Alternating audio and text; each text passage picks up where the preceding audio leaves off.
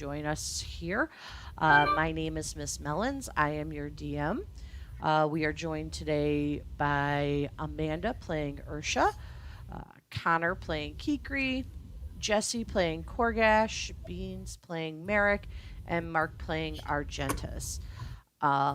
This is week 3 of Rime of the Frostmaiden, the Icewind Dale adventure. And last week we saw our adventurers take on a sea hag who was luring in unsuspecting fishermen and then carving them up to use them as a little bit of flavoring for her stew.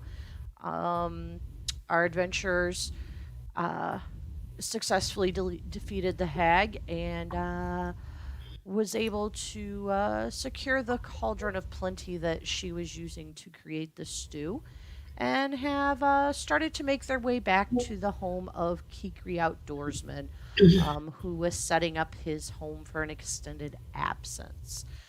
Prior to this, we saw them take down an unsavory fellow who was killing townsfolk that were missing or that had bribed their way out of the pool that meant they would be sacrificed to the Frost Maiden. So, yeah, we've had a bit of an adventure here, and let's get to it. So, Korgash, Merrick, and Ursha, you guys are approaching Kikri's home with a 4-foot cauldron strapped to Ursha's back as she lugs around this 50-pound. Actually, it was Korgash. Oh, Korgash's back then as he lugs around this 50-pound cauldron. And let's Ugh. go from there. If you want to eat, you'll carry it. Wow. All right, let's see if Kikri's home. I'm assuming Kikri did show us exactly where he lives so we could find him. So, I don't see any reason not to go straight there. You guys have anything you want to do first? Nope. I'm good. I'm sure Korgash just wants to get that thing off his back. Kikri, Yes. can you ping on the map where your home is? Sure. It's not on the map. Oh, okay. So Kikri lives to the west of this. There are two bodies of water that East March not East March. East Haven is close to. The eastern one is Lake Dinamere. The western one is the red. I'm trying to remember the names. Gosh darn it. Out comes the map, the red waters. So east. Right. So East Haven occupies. There's a little bit of an isthmus between two really large bodies of water. To the east is Lake Dinashir. To the west is the Red Waters. There are some cliffs off to the northwest of the town, and my home is actually my area is situated in one of the taller cliffs. There's a small cave there, and that's where I reside. Okay, so I've put you guys. And I can ping it. I can ping it when we get that map. I get that map up. I've put you guys on the Icewind Dale map. Here we go. Scroll in a little bit. You can see Lac Denishir, which is outside the shores of East Haven. Lac Denishir. I'm pinging it for people. There's Lake Dinashir. There we go. I see it. Here, Okay. this right here, this is Red Waters. No, Red Waters is down. This is Red Waters. Yeah. They are largely frozen over right now. Mm-hmm. This is a small like river between. This is the isthmus. This right here, this location right here is where East Haven's located. It's the first town that you would hit as you take the road. So the road would go along this shore right here, and it would go all the way past to Luskin. Mm-hmm. So you went up that way, south of the red waters, came to here. My home is over here. And the hag was somewhere around, I believe, here, right? Yeah, the hag was about over here by the caves. Okay. So we're actually pretty close to Kikri then. Yes. Yeah, East Haven is where I call my home. When I deal with people, that's where I go. Okay. All right. Yeah, did you tell us where you live? Like, I told you I would say I have a home to the northwest in the cliffs, and if you approach looking for it, you're probably not going to find it. So but I would see you from where I'm at, and I would fly down and meet you. Oh, okay. All right.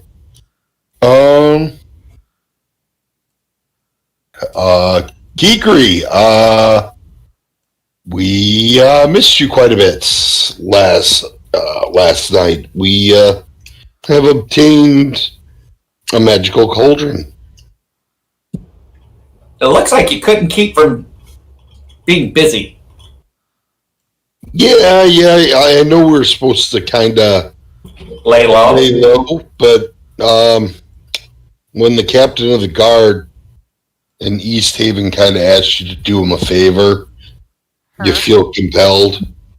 She asks people to do a favor all the time. I swear, one thing she never runs out of is favors. The other thing is hats, but mostly favors. So Indra has a lot of hats, huh? Yeah, and they're all furry. Yours have to be kept warm, I suppose. Yeah, she has the warmest head in all of 10 towns. Also, she has the most favors. You should be really careful who you do favors for. Some of these people, they're just going to take advantage of you. At least Indra's decent people. Ah, good. It's nice to know we have you around to advise us. I had to get the place busy because I know you're not going to listen to me for very long at all. And it seems like y'all are on this whole we got to kill a god kick. And as long as you're still paying me, I can still make sure you get around. I mean, I'm not sure how cool I am with killing a god. Oh, well. You know, sometimes they just need even the gods have to be dealt with. Besides, I'm not ready to kill a god just yet. No. Also, you found a cauldron. Yes. Yes. It, and at that point, Kroyash will just kind of put it down. He's tired of holding it. Yeah, because it probably weighs like a good 40 or 50 pounds. Yeah. Well, that's really practical. We taking that on our hike? You carrying it? I was kind of thinking maybe we should sell this to the town. How are they about those things? Are they just going to say we murdered somebody and burn us at the stake like they did the wizard and just take the cauldron, or is it safe to kind of deal with them and, you know? It's just a cauldron. I mean, how much is it worth? I don't know. It seems to cook food on its own. It's kind of... It seems kind of magical. I don't know exactly what it does, but... Magical? Well, yeah, it was cooking food without fire. Kikri will lean down and smell at it, and then peck at it with the beak. You peck at it with your beak, and I don't know how in tune you are with metals, but it is definitely metal, and it kind of smells a little bit nasty right now because they didn't really clean it out. They just dumped the stew out of it. Whoops. Smells gross. Yeah. Well, fish from it. Cordrash. She was cooking long pig. Pig? We don't raise those around here. Human. Human? Yeah. That's Who what. eats those? That's what my kind calls it when we eat humans. Long pig. Yeah, gross. They're dirty. I agree. You're much better off eating fish. I got some fish. I caught some. I'm sorry. I don't want to be rude. I need to introduce you. To who? Well, this person right here. His name is Argentus. And we see. You see a lavender-skinned individual. Seems to be rolling some lavender purplish flames in his hand throughout his fingertips. He has some satyr-like horns protruding from his white hair that's shortly cropped, and he has a white goatee. He's dressed rather in fine clothes with a vest, and he stands up to greet you. Greetings, I am Argentus Rathkin Licinius Tyramus. I have come to join your adventures. I am a sage seeking information. Curious lot, huh? Yes, I'm traveling around just to learn about whatever I can. Sage. Well, I guess we could use sage. I'm not saying your whole name. That is quite all right. You may just call me Argentus. Argentus. I'm going to call you Argent. Just because you can't pronounce the name. Called you. Yes. So, his coin spends. Does it? That reminds me. We should probably pay Kikri here a little bit of money since he's been prepping and doing so much for us. Shit, shouldn't we?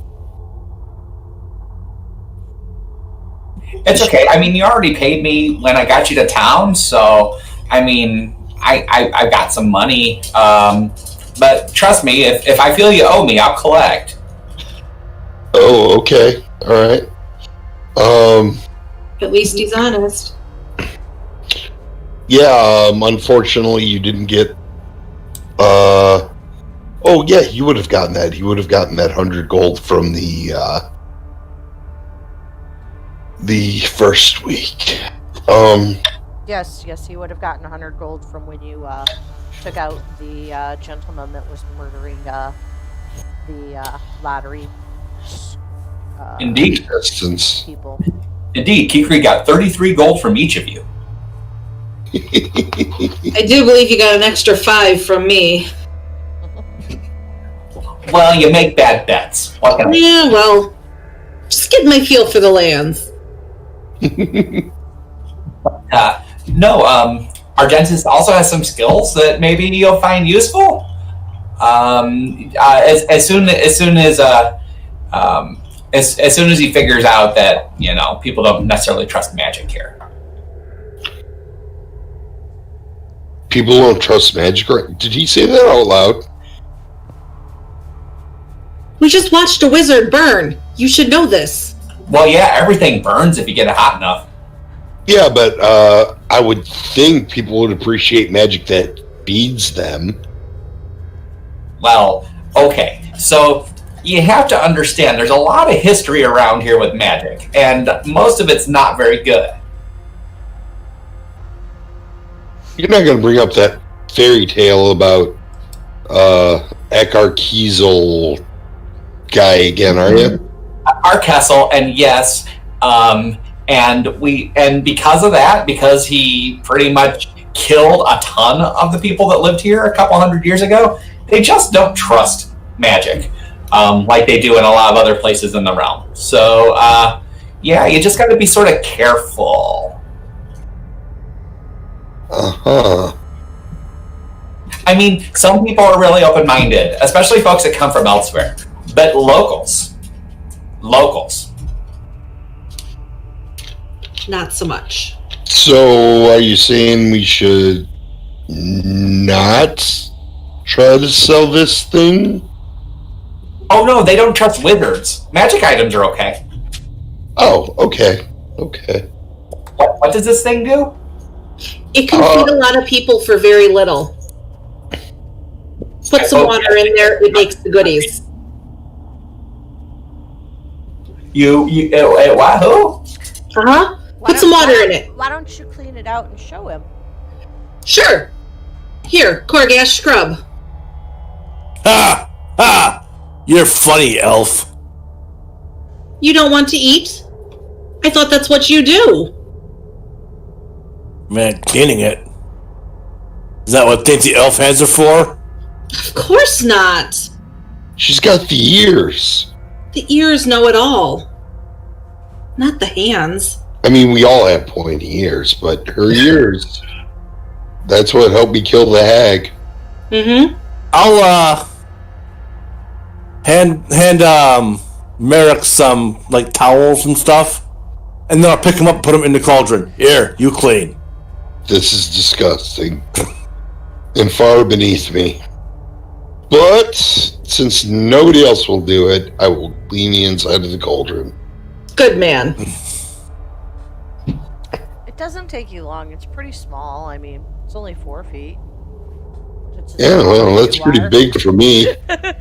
So does your head even pop out over the rim? No, it's not. I'm not 4 foot tall.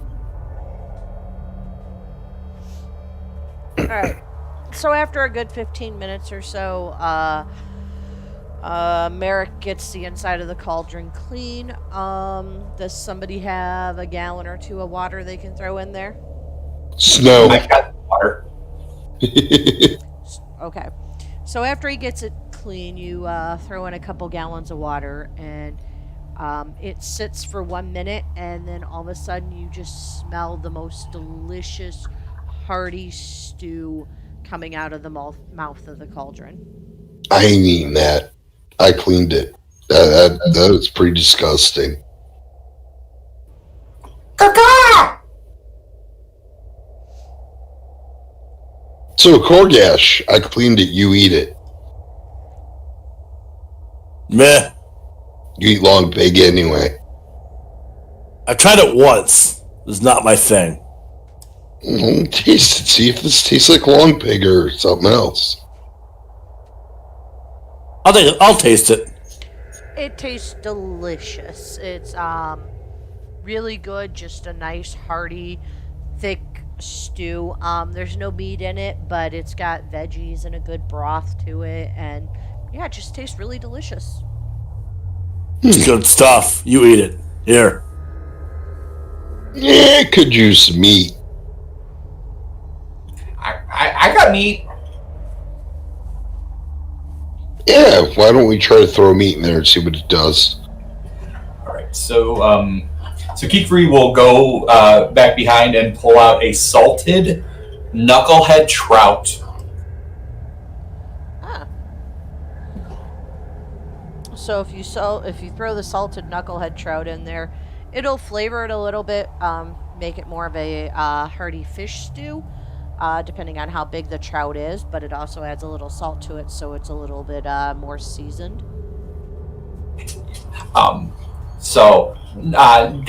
You're not from here. These are considered a fine delicacy, and their heads can be kind of valuable.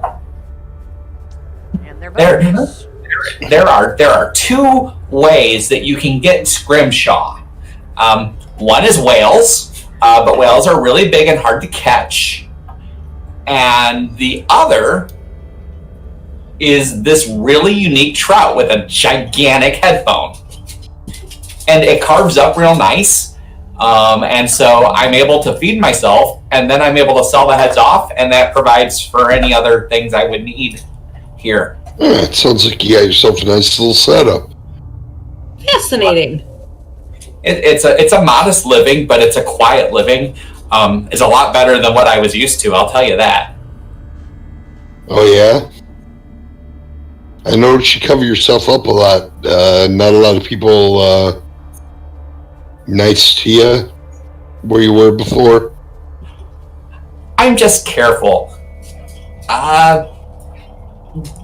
This area isn't always nice to outsiders, especially when life starts getting rough. Don't want to get burned at a stake for being a bird man? Who knows? I don't want to sound negative or anything, but Argenis is not necessarily one of the most popular races in the realms. Is that going to be a problem? I don't think Argenis is going to be a problem. I mean, we've got other tieflings that have run around here. Not nearly as much. He won't present nearly as much a problem as our friend the Korgash here. Okay. Okay, so did you guys decide what you want to do with the cauldron? I think we should sell it to East Haven because we're already kind of in good with them. Well, you are, but okay. East Haven's really big, and Kikru will turn his head sideways so you get a really good view of one of his orange eyes. It's really big, but something like this for a town that's really poor and down and out. I mean, this could be a game changer for them, a real game changer. So, what town were you thinking? My honest opinion, the people that might be able to use this the most, Dugan's Hole. They're not going to really be able to pay you for it, but this will be appreciated there.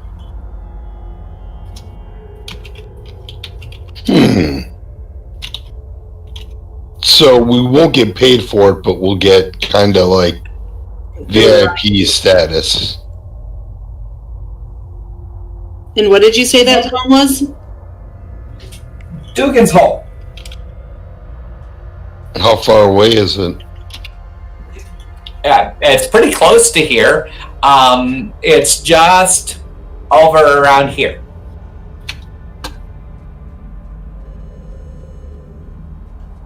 Oof, how many hours travel? From East Haven? One moment, let me let you know. So it's 4.5 hours to Goodmead, and then from Goodmead to Dugan's Hole is another 4 hours, so about 8.5 hours travel.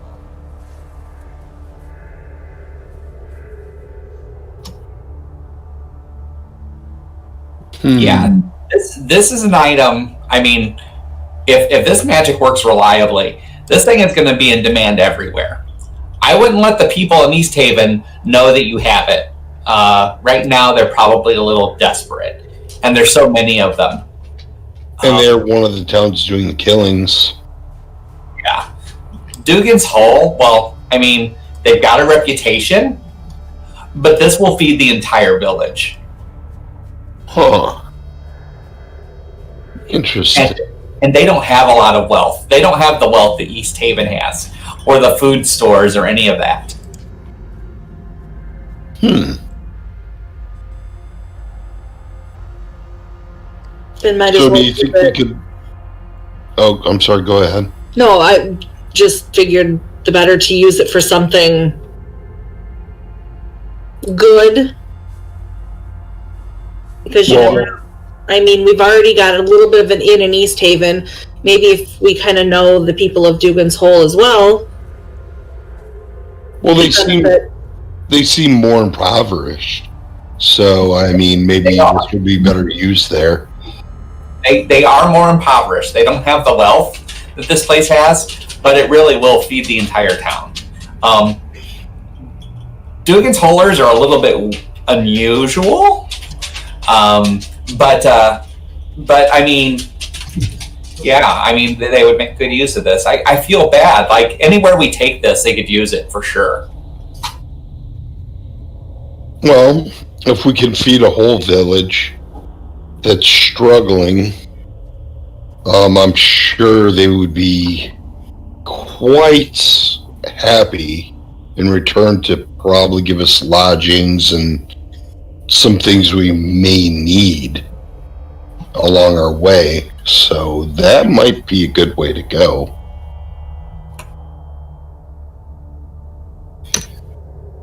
Okay. We get a sled.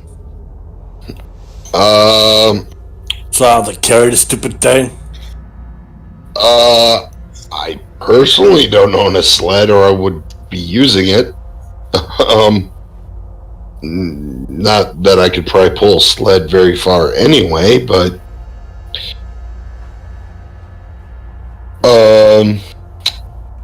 yeah, it looks like it's going on foot in the cold tomorrow to get this there.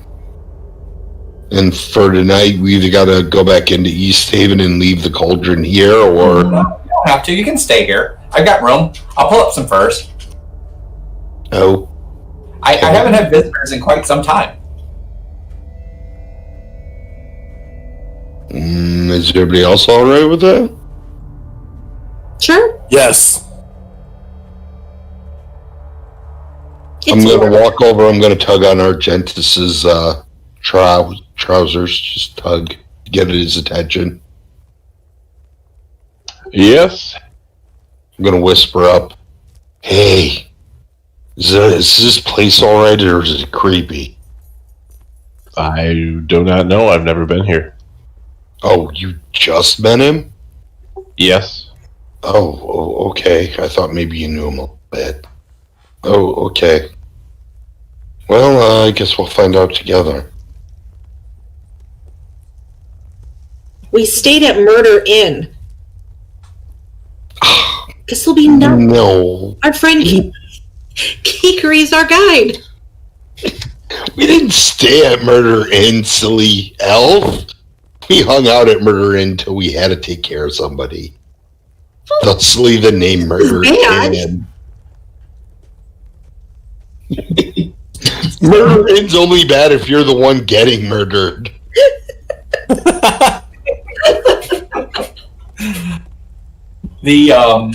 The cave is sparsely furnished. It's more like a little nook. There's polar bear furs that hang over the entrance, and a couple layers of them which conceal it from the outside, but make it kind of, it's warm and toasty on the inside with the fire, and it's sparsely furnished because Kikri isn't used to having visitors. But there are some really unusual little things laying about. There are carved sailboats. There are various tools that a sailor would use, like belaying pins, practical knives, and that sort of thing. Seamen's clothes. Just very unusual. Lots of little things, knickknacks to look at. You collect knickknacks, Kikri? Of a sort.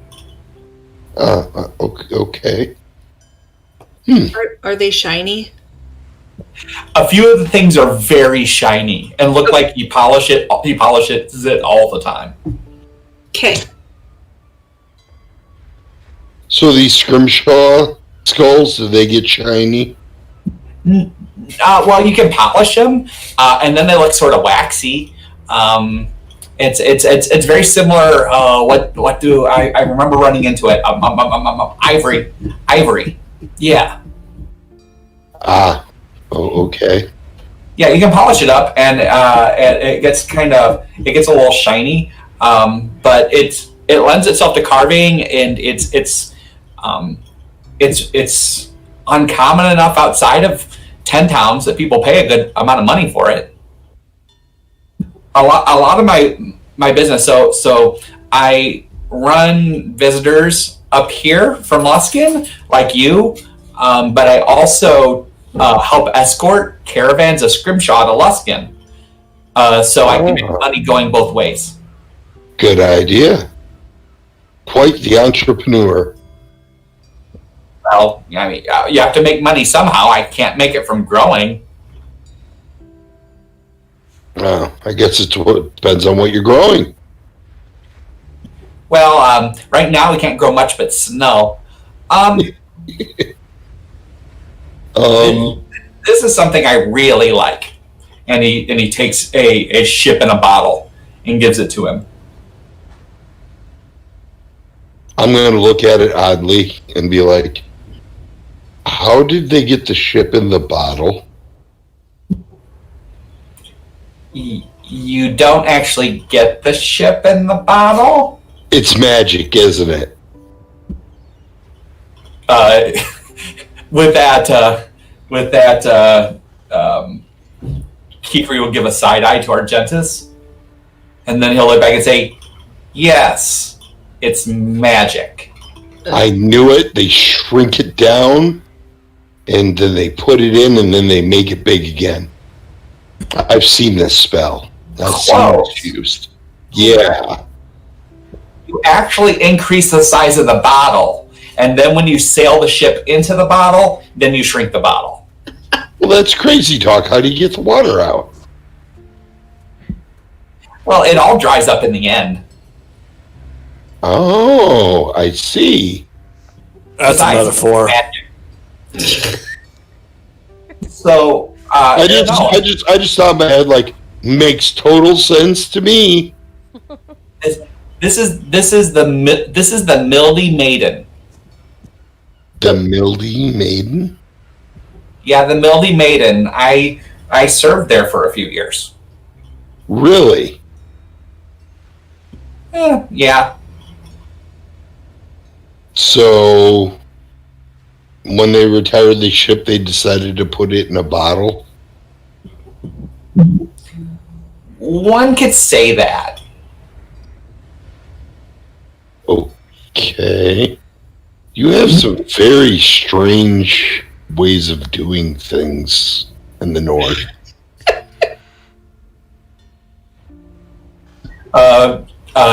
Kikri looks around like he might be a little bit troubled, and then he just gets up and he says, I'm going to go check on the outside and make sure everything's okay. Make yourself at home. Dibs on the mammoth fur. Mm-hmm. Well, at least I know my fur. What do we got around here? Found myself some polar bear fur. That sounds comfy. Yeah, the place is adorned with a lot of furs. Very, very little furniture. There are a few chairs, a small table. Kikri sleeps standing up, so a bed's kind of stupid for him. But you know, there's plenty of furs to make yourself comfy, and the space is warm and clean. So. Okay. So you guys are going to spend the night at Kikri's house and then leave for Dugan's Hole in the morning? Duggan's Hole? Yep. Yeah, I'd like to do that. Alright, did you determine how you're carrying the cauldron? Or is it just getting strapped to Koryesh's back the whole way? I don't know that anybody else is strong enough to carry it. I mean, I guess we could all wrap in one big circle and weigh ourselves down and walk and hope we don't sink in the snow. This is true. Oh, Argentus, you did have the option of buying snowshoes as well as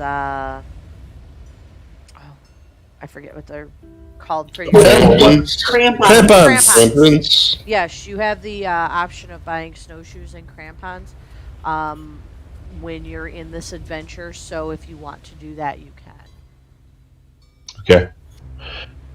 Crampons are great. Yeah. They're basically shoes with, I don't know if you know what they are. Spikes. Yeah, they're spiked shoes. Yes. No falling down shoes. Yes. As a matter of fact, they got to use them last game session. Yeah, I they're came in kind handy. of wonder how if there was extra damage, you kick somebody with them. Like this is Sparta style. I don't know, but now- probably now- would. I don't know, but now my halfling wants to do it. This No, I want to do it. Kick somebody in the knee with a crampon. Prize weapons. There's a rule. You'll go outside before bed and you'll see like Kogash practicing on like a tree or something. You get stuck.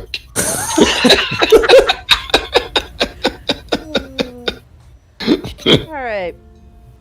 Good luck finding a tree, Gorgash. Yeah. Right. Eternal winter doesn't leave much room for trees. Okay, is anybody doing anything before they go to bed? I mean, I'll have some stew. Clean up.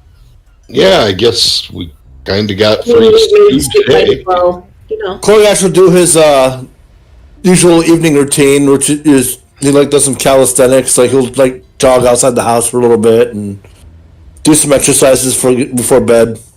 It's a cave. Which Dragging around a cave.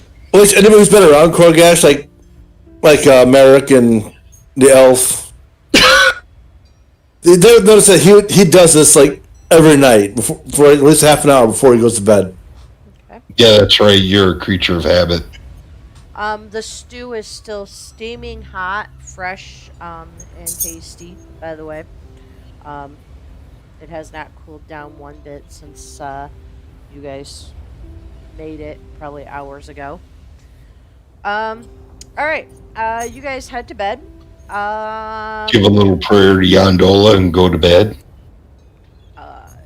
Is there a certain time that anyone wakes up at, or do we just go? You guys wake when the sun isn't rising, but your body clock tells you it's been about 6 to 8 hours since you've been sleeping. I only need 4, so once I wake up, I'll just be nosy and look at all the fun stuff and, Yeah, technically, you're even aware of things that are going on around you, I believe. Mm-hmm. I believe so. Okay. You would see Kikri come in once or twice with a fish, and he'll just in front of you. You'll see him scale it skillfully with his fingers, and dip it in salt to prep it for travel. So we have something to eat on the road. Ah. Well, I'm going to get a good night's sleep in. I don't know if the DM wants to use any of those Spandy rules for fishing from the book, or Yes. not. Yes, actually, I was looking at the rules for fishing there, so, yeah, definitely. Let me look at it again, though. Hey, I get to use my background, y'all. Yay! And you guys actually found 4 sets of fishing tackle in the boat. Mm-hmm. From last time. It had a wooden rod, silken line, corkwood bobbers, steel hooks, lead sinkers, velvet lures, and narrow netting. Ooh, much nicer than the crap I got. So My character, his background is actually fisher. He is a fisherman. So I've got a background feature called Harvest of the Water. okay. Is All right. Do you have a rowboat? I was just going to go out on the ice. Okay. Okay. Up 10 people each day. All right. So, yep. Let's see. You can spend an hour fishing. For these rules here, it says you need to make a survival check for me. And it tells you how long or what you can catch. Wow. But since you have fishing, you have advantage. All right. An 18. So an 18, and then wow, doesn't say what the fish's strength is, but Strong fish if it's an 18. no, that's just to catch one. Oh. I guess I could actually have it be a really big fish or a really small fish. So just go ahead and make a strength check for me there, Connor.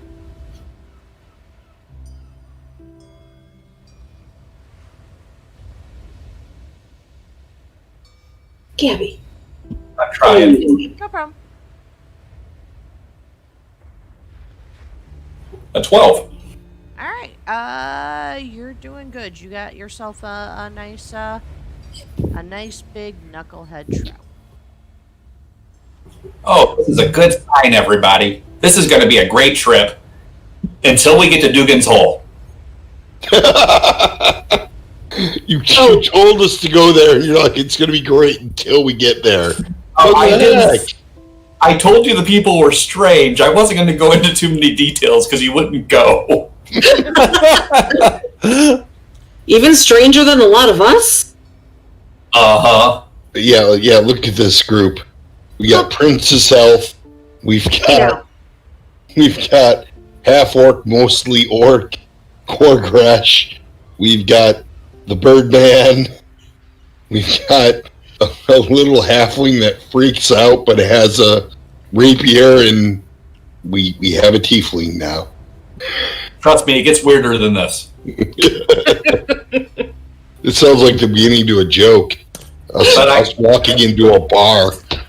I caught enough food to feed us for 2 days. Knucklehead trout's always delicious. Yes, it is. All right. Anybody doing any other preparations before you head out for Dugan's hole? Just making sure everything's sewn up tight, ready, going to be warm, yet mobile. I take the time to. The cauldron. I'm sorry? So I'm going to finish winterizing my home. I'm going to fasten the furs really securely against the entrance to the cave. I'm going to pile up snow in front of the furs and attempt to conceal my home a little bit better. Make certain that anything that might be perishable, if it got wet, I'm going to put it up off the ground. Okay. Make sure that I clear out my larder so it doesn't attract animals. Okay. Makes sense to me. And I will lovingly pat the ship in a bottle before we leave. Alrighty. Yeah, tell me more about that ship. Maybe one day. Okay. So, you guys set off on your trip to Dugan's Hole. And everybody, are you wearing snowshoes? Or are you just walking on the road? How are we doing that? Oh, well, that's why we have a guide. What does he say? So the easiest way to get there would simply be to follow the ice as we travel around the outside of the red waters. We should eventually come to it. There will be a town that we will meet along the way. They are a fun sort, and I think you will appreciate that visit before we continue on to Dugan's Hole. Okay. I'm not telling you how awful Dugan's Hole is. I'm saying there's a town on the way. You'll really like it. They're a friendly sort. So are we going to be walking on ice? Should we be wearing our crampons? I wouldn't walk on ice unless you have to. Well, you're saying we're following the ice. We're following it. Yeah, we'll follow the edge of the ice. It'd be like following the edge of a lake, except imagine the lake is frozen. So it's ice. Okay. So snowshoes then. That'd be practical. All right.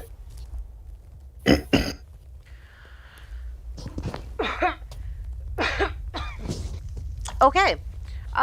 So as you guys are traveling along, after about I would say probably only about 3.5 or 3 hours, since Kikri lives a little bit closer to Goodmead than the town of East Haven is there. You get and find yourself at the edge of Goodmead. Let me go ahead and throw you on that Goodmead map real quick so you can see what it looks like.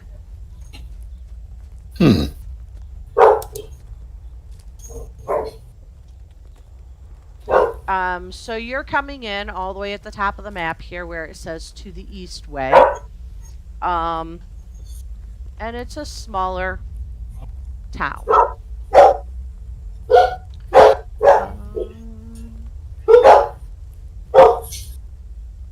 I hope you brought your coin. Why is that? This place is magical. Okay. I'll give you the little blurb that's on our little Goodmead area here. It says, founded by immigrants from Chult and the Bahan Reach, Goodmead is nestled between the Redwaters and a nearby evergreen forest. The town's squat dwellings, adorned with carvings of dinosaurs and serpents, are overshadowed by the two-story structure of the Mead Hall, its eaves carved and painted to resemble wyverns. As honey is the key ingredient in mead, the town literally buzzes with the droning of bees. So, yeah. You're in this nice little town. And if you look on the map where I'm pinging, that is the Mead Hall. That building towers above all the others. So even as you're coming into town, you can see that there's a bit larger of a building there. Do we really want to stop anywhere or just pass through town, guys? And what did we call this town? I'm sorry. This is Goodmead. Goodmead? Okay. Looks like they like serpents a lot. Looks like it could be fun. It's magical.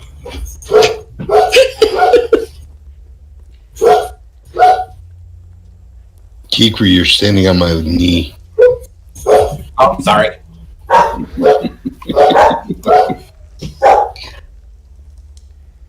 Alright. Shrink down here. Little pogs there. What the heck? Our friend's been flattened. Yeah, See that? somebody ran over the tiefling. Okay. That one just didn't want to shrink the way I wanted it to.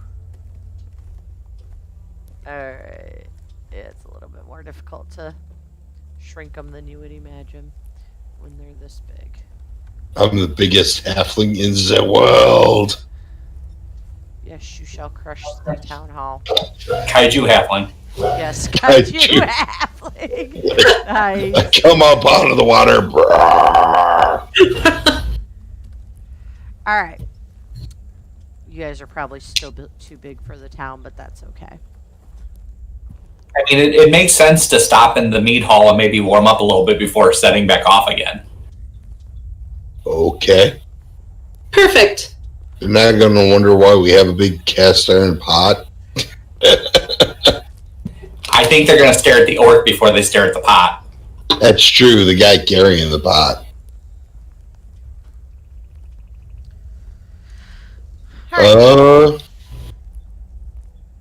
Okay, I guess I'll start making my way towards town hall because that's what Kikri said, or whatever. Lodge. Sorry, lodge. Yeah, they don't have a town hall. They have a mead hall, halfling.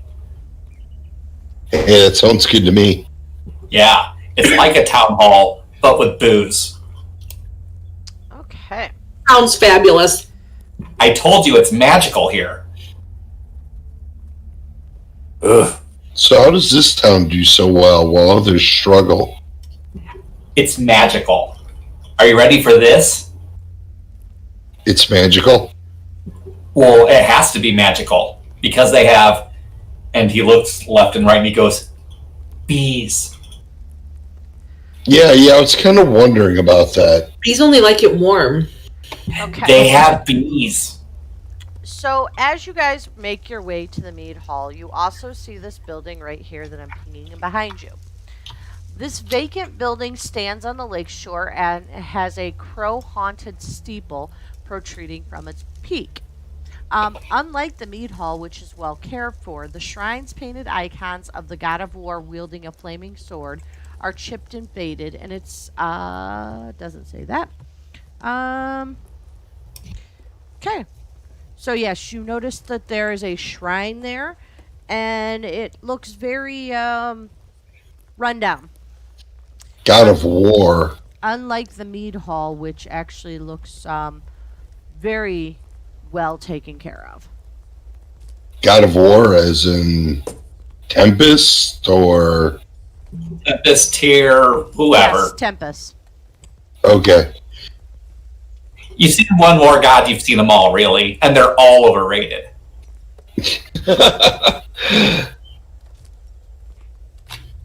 Now, for some people, war is all they know.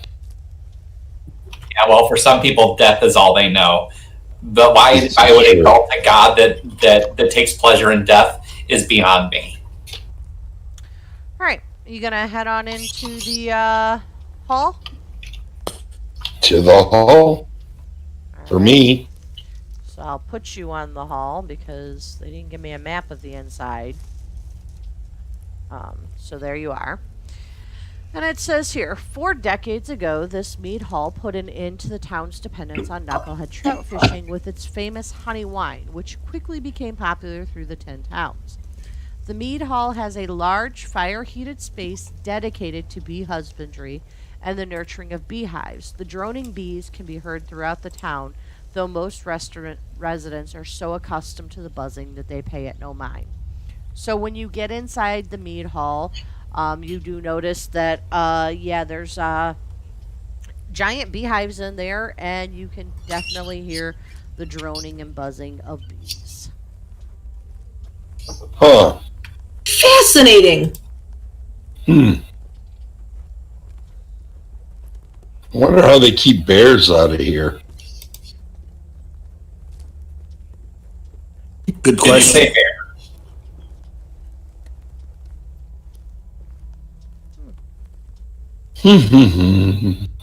Well, I'm halfling bellying up to the counter. Not a very fat halfling, but we'll get up there and order a mead. Okay. Ah, that's her logo. Yes. Order it hot. You'll like it hot. It tastes better hot. Tastes better hot. Oh, okay. Anything warm sounds good right now. All right. So it's kind of like hot chocolate, but in alcohol form. More like a hot toddy. Yeah, Yeah, it's a little sweet. like hot toddy. You need bees to make mead. It's fermented honey.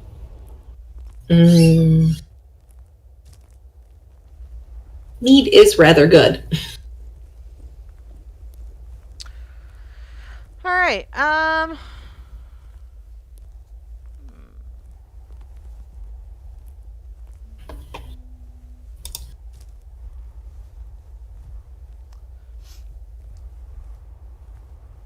Oh, by the way, how much is that mead going to cost me? 2 copper pieces. 2, and I only have silver. How about I give him a silver piece so everybody can have some meat? Sure. That's perfectly fine. All right.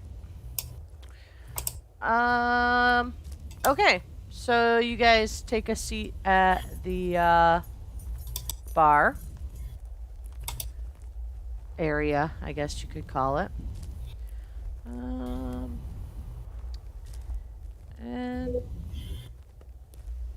yeah. Let's see that one. Okay.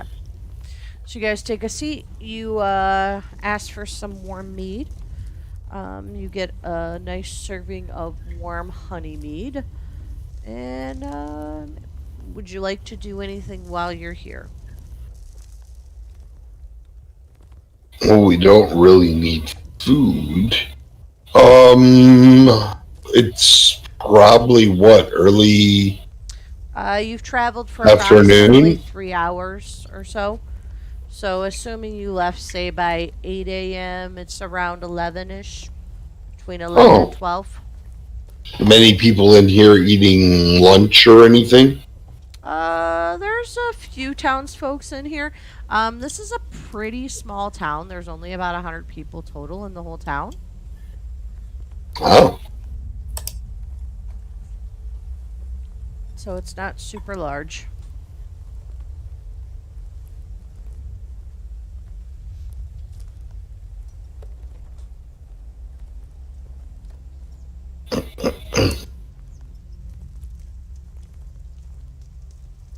so yeah, nice little town you got here.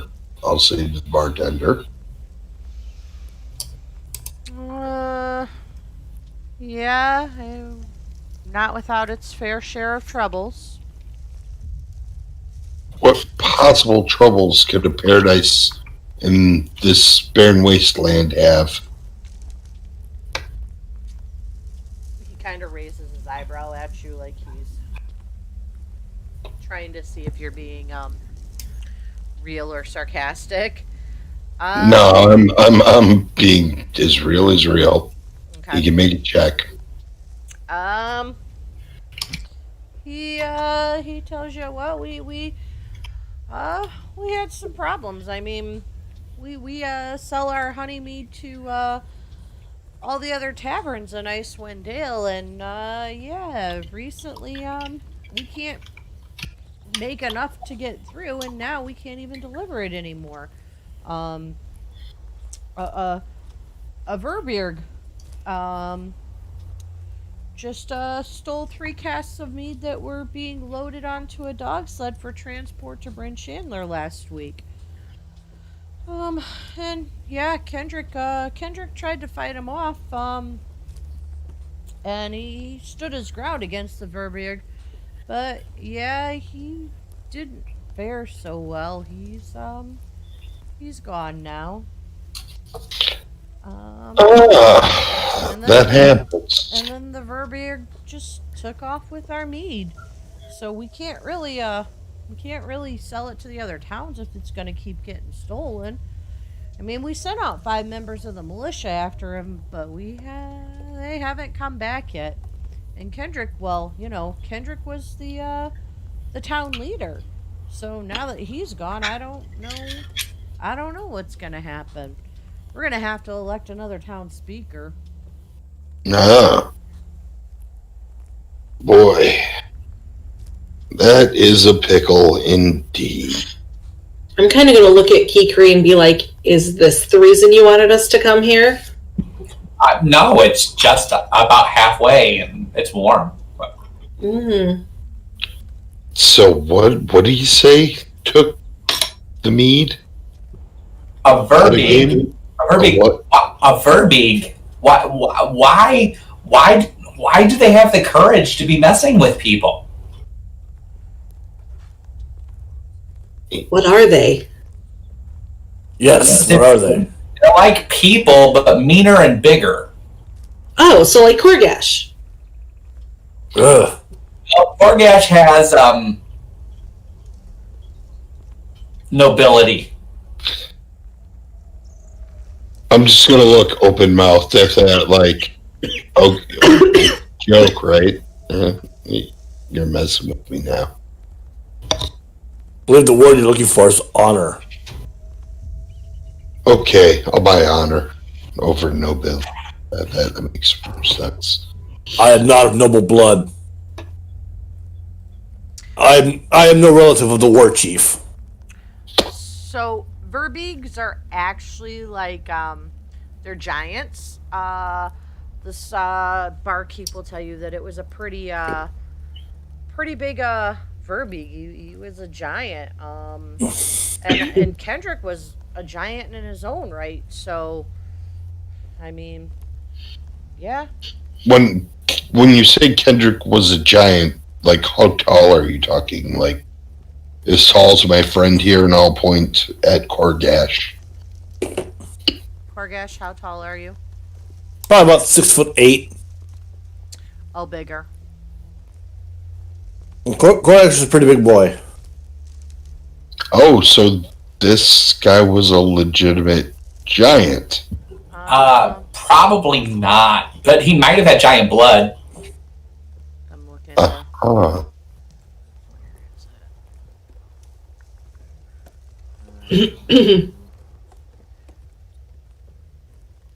We're in Chernobyl in the Swiss Alps. Where'd that one go? It said he was a giant of a man in his own right. So it doesn't say exactly how big he was. Okay. Yeah, and I mean, he very well could have some giant blood somewhere. The people of the Rega Glacier to the north of here are very big too. They're known for being pretty big. And a lot of them resettled here after the defeat of Kessel. Interesting. You are really caught up in that fairy tale. Yeah, it's amazing how often fairy tales have a basis in reality. Uh-huh. Yeah, I agree. Yeah, yes. Many things get changed in fairy tales. So Every story has a modicum of truth. And Usually also a large hump of horse dung mixed in as well. Usually the only major change in a fairy tale is that people live happily at the end. Fairy tales are dark and scary. Yes, they are.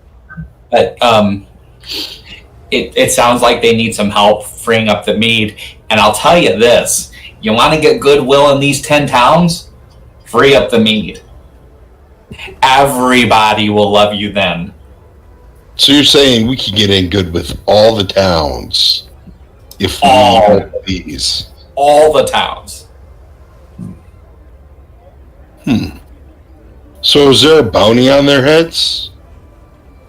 I'm asking Bark. A bounty on whose heads? The stealer of the meat. The Verbeeg. The Verbeeg? I mean, well, we could definitely use some help with the Verbeeg. I mean, we sent 5 militia members after him, and they haven't come back yet. But they're not giant men, and I'll slap Korgash as high as I can on his arm. Probably his wrist. Probably. Korax will grunt. Ugh.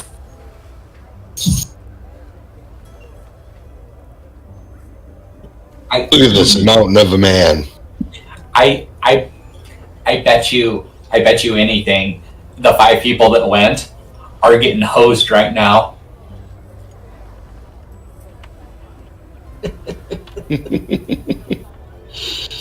Oh, I'm sure they are. Well, because see, here's the thing about the fairy tales. They went after a Verbeeg, but Verbeeg don't come alone. Ah. Interesting to know. I bet you there's another Verbeeg, or maybe 2 or 3 more Verbeeg. And how formidable of an opponent are these Verbeegs? They are about 15 feet tall, so like 3 of me, and they train their entire life for battle, but they don't always fight with honor. And my best guess, in all honesty, is they're as hungry as everybody else.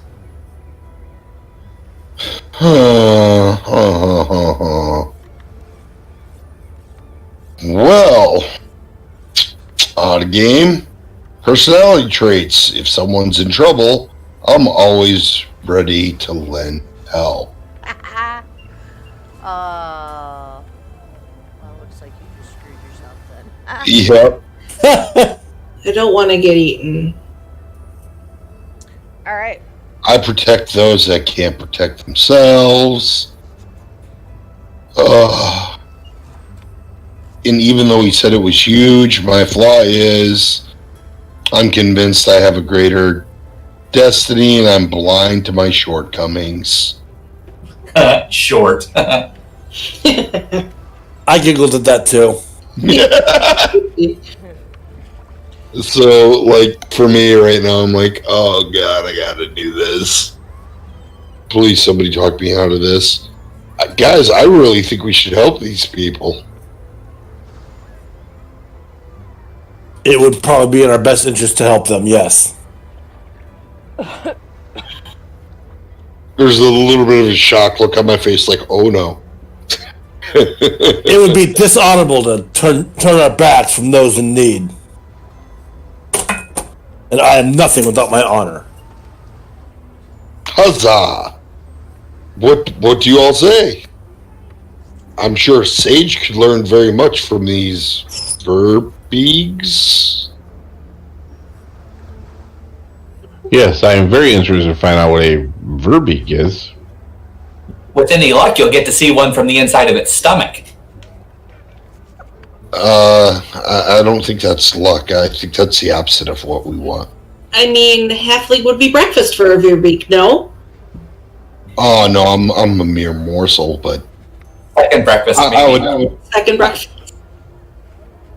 I'm pretty sure I could cut my way out of his stomach. Pretty confident. Well, for a group of people that don't want to see the inside of a giant stomach, you sure do act in ways that allow you to see the inside of a giant stomach. Come to think of it, I'm pretty sure if I got in its stomach, I could kill it easier. Maybe I should just try to leap in its mouth. If it doesn't digest you first. Oh, I don't digest. I get awful heartburn. A little too stringy, are you? No, but I'm more about protecting you guys. So, I mean, if we go there, I'll make sure to keep you guys safe, and I'll do my job. I know what I'm doing.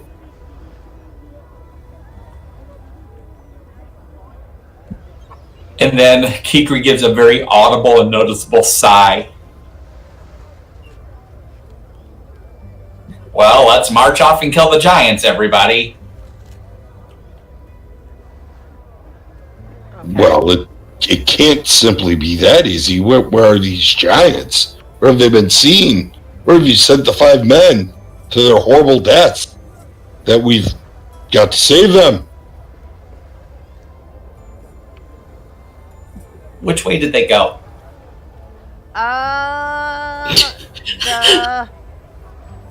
The barkeep will tell you which way they went. Over towards the forest. All right, should be able to find them. Let's go. Not a lot of forest around here, so Not a lot of people walking into the forests either. yeah. Especially people that walk in but don't walk out. Follow the. So he points you towards the forest over here where I'm pinging. Yep. Alright. So you guys make your way over to the forest? Yep. Kikri outdoorsmen will try to figure out which way they went. Okay. Go ahead and put your guys' pogs where you're going.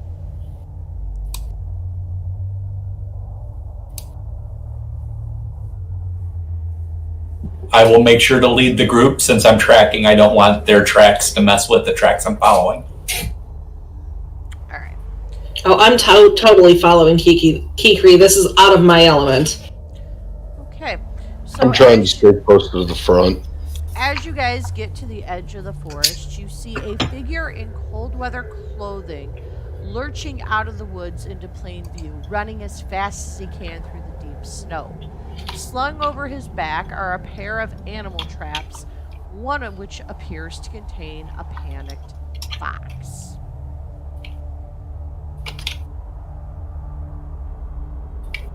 Whoa. What was that? Excuse me? So you see this guy dashing out of the woods, running as fast as he can through the deep snow. Slung over his back are some animal traps, one of which contains a panicked fox.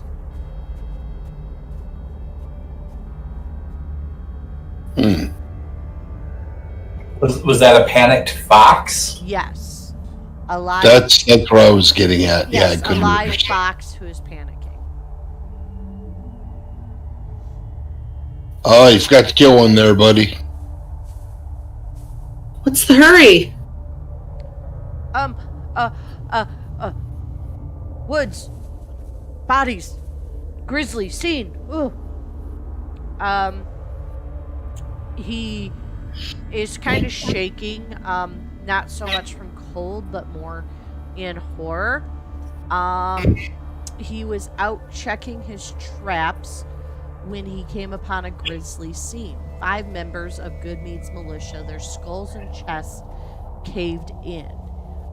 He came straight home. He was on his way to alert the town. Oh,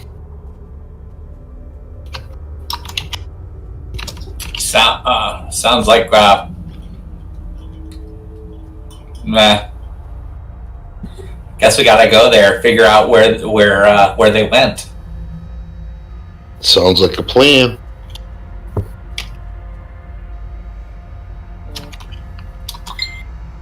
So,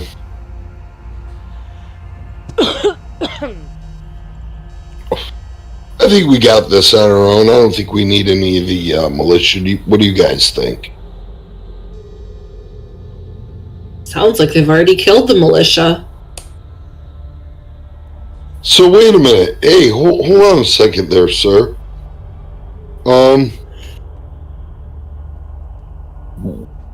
You're letting this fox suffer. Why? Can I?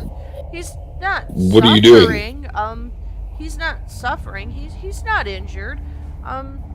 He's just a little shaken up because I've been running.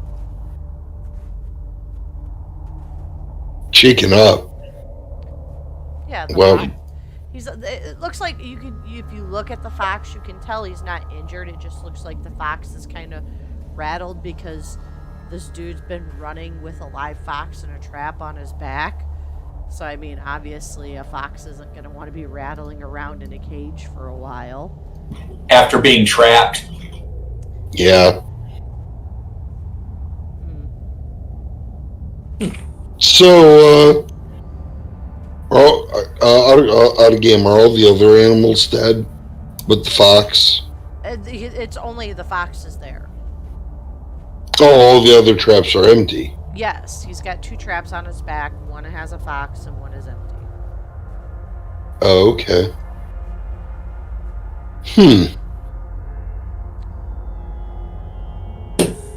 Just a quick glance. Does anything look special about the fox? No, he seems to be a little bit shaken up. Okay.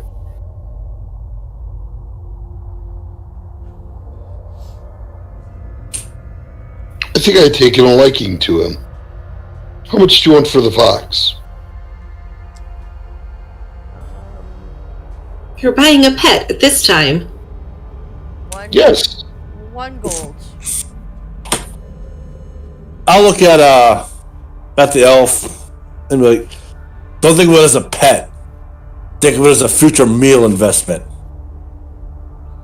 Yeah, well, the pot does not give us meat. Exactly. Wink, wink, nudge, nudge. I'll give him a goal. Take the fox. Okay. The fox is actually very docile if you're holding him. It's not freaking out anymore. Nope, it's very docile. It's almost like a content cat. You can So I don't have to put it in a bag and beat it over the head. No, you can sit and pet it.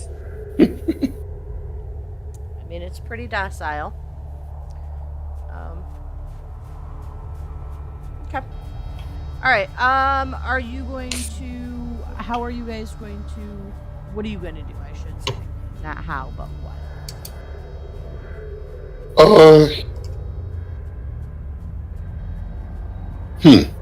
Anyway, kind of confused by this fox.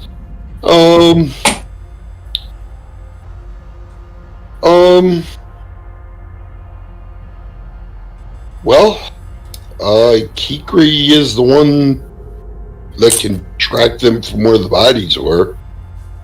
Is the fox going to freak out if I start heading into the forest? Well, I don't know. That remains to be seen. Okay, I'm gonna. Are you gonna, Kikri? Are you going to track the trapper's footsteps back through the forest? I'll track the trappers. Trappers going to provide the quickest, most direct way to the bodies. I'm guessing. No, he will not go back into the forest. No. I'm not asking him to go. He needs to get out of the forest because if whatever it was killed 5 militiamen, they're not going to think anything about a trapper.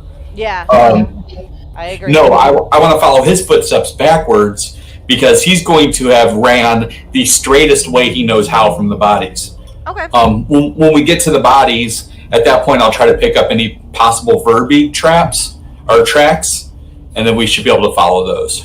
All right. So you follow the tracks back through the woods, and you eventually come to the grisly scene the trapper spoke of.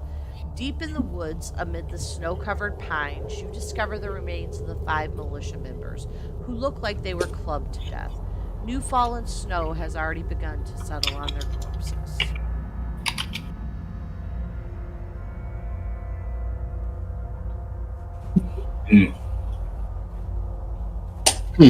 This is a giant. There's no reason for this. This is just a waste. Okay, so you see tracks around the bodies,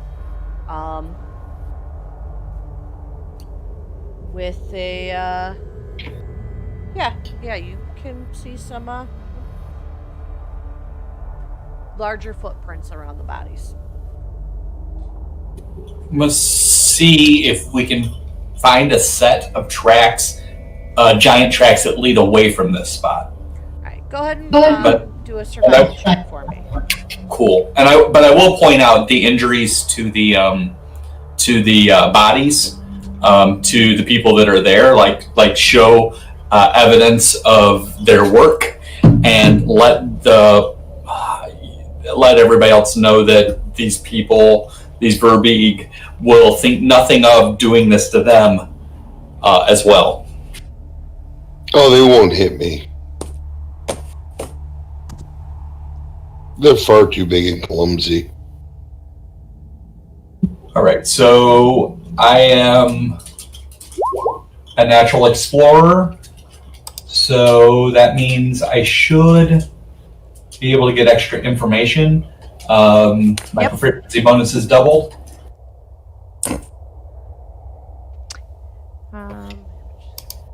South unit normal pace, find twice as much food foraging, and will track. Okay, go ahead and roll your survival check for me then.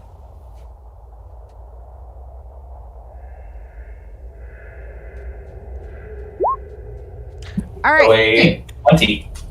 So you identify the tracks as belonging to a large giant. There is only one of them, and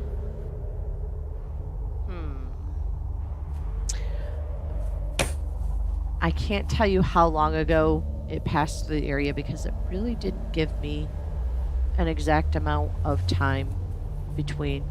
Oh, okay. The tracks are a little over 2 days old. Oh. These bodies are frozen. Mm. What's left of them? A quick question. This is so silly at a time of intenseness. Is this a snow fox? Mm, Ugh. no. It's just like a red fox. Yeah, it's just a regular fox. Okay, it's not freaking out in the forest anymore. No, it's not freaking out. I'll sit it on the ground next to me, see if it'll stay by me, or if it runs off.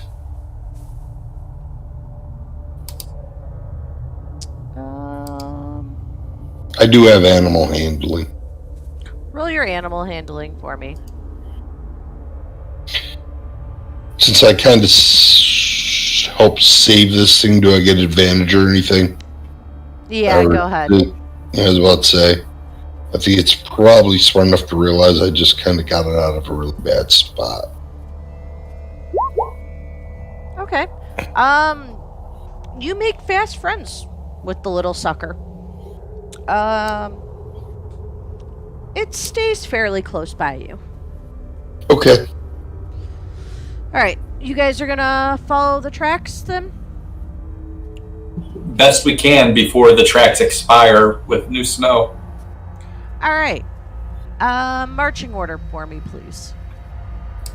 Somewhere in the middle for me. I want to be as close to the front as possible. You'll have to be behind me though because I'm following the tracks. I don't want you to mess them up. Exactly, Okay, yeah. so Kikri's in front, followed by Merrick. Korgash is there. Alright. Okay.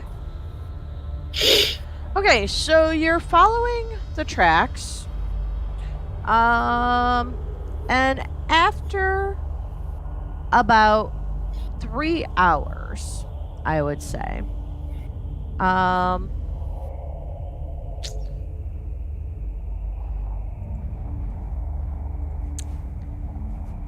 the little blue thing in that picture The heck is that thing?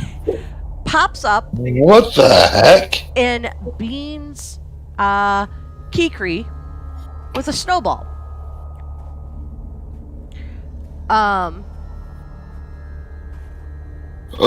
It's a chingwinga. So you guys are traveling along. All of a sudden, this little blue creature, and I do mean little. These things are tiny, Pierre small? tiny. Yes, Pierre small, tiny.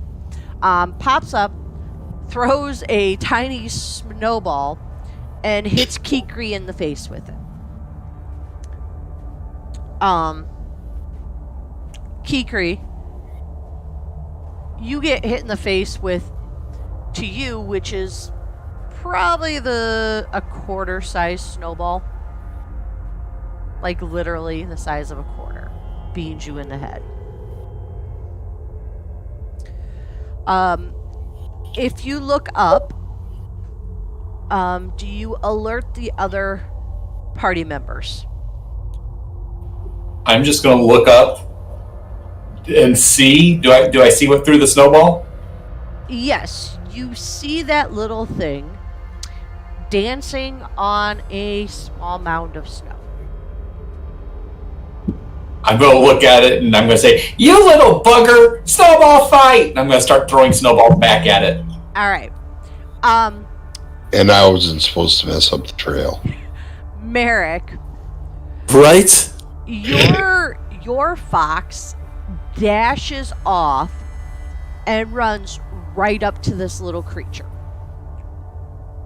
Like right up to it. And before Connor has a chance to throw his snowball, the little creature bows and offers the fox a frozen berry. And the fox gobbles it up. What you do with my fox? I didn't even get to name him yet.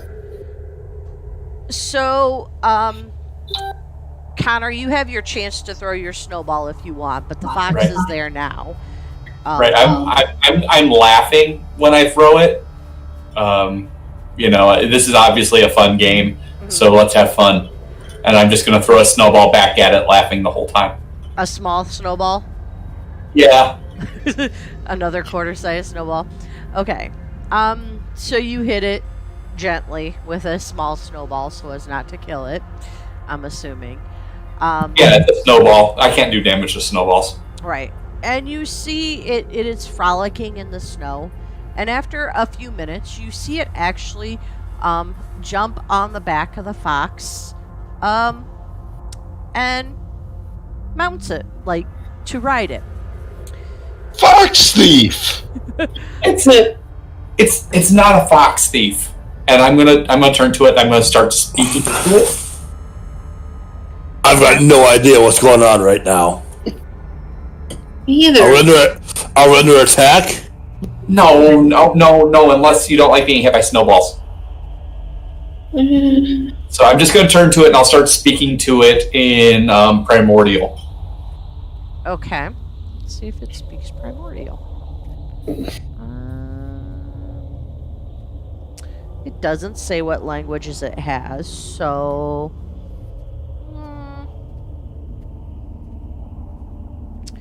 It is an elemental. So yeah, I would say as an elemental it would speak Primordial. Alright, and what would you like to say to it?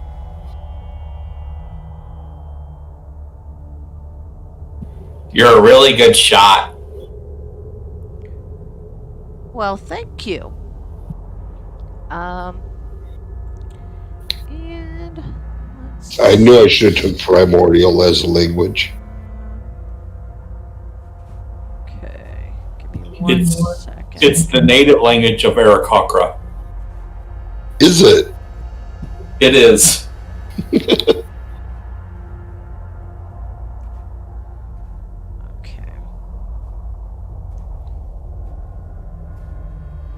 Alright, Connor. Let me see. I should be able to do that. Dang it. Let me pull this up real quick.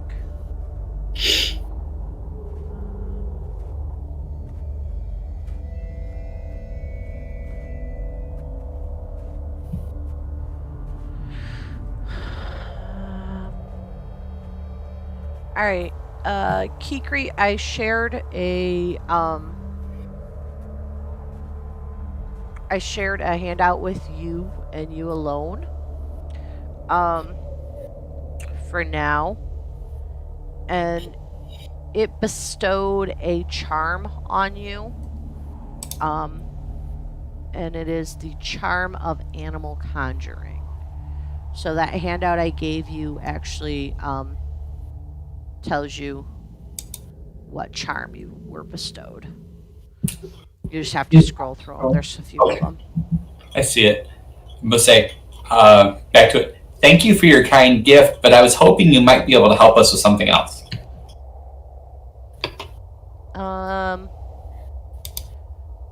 Okay. What? Really, really big, sour disposition came traipsing along this way. Have you seen him, her? Do you know where they went?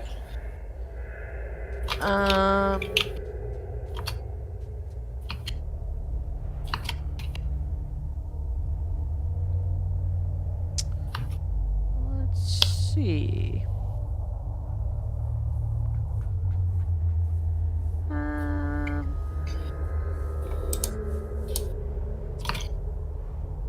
It'll tell you it was an ogre, and it'll point you along the same way the tracks went. Thank you. Now I'm going to tell you that you see that one back there with the really pointy ears? Mm-hmm. Yes. She might like it the least if you hit her in the back of the head with a snowball. So I'm not saying you should hit her with a snowball, but you know, if you were to hit her with a snowball, it might be kind of funny. I'll remember that. She takes things seriously. Ugh. Okay. And actually the Chwinga rides off on the back of the fox's back. Taking your I paid a little gold fox. piece. I paid a gold piece for that fox. You need to eat it. And the Chwinga thanks you for your generous donation. Oh, Hey, you saved a fox. We never got to ask him what he says. Oh, come on. Oh. Now my brain really hurts. All right.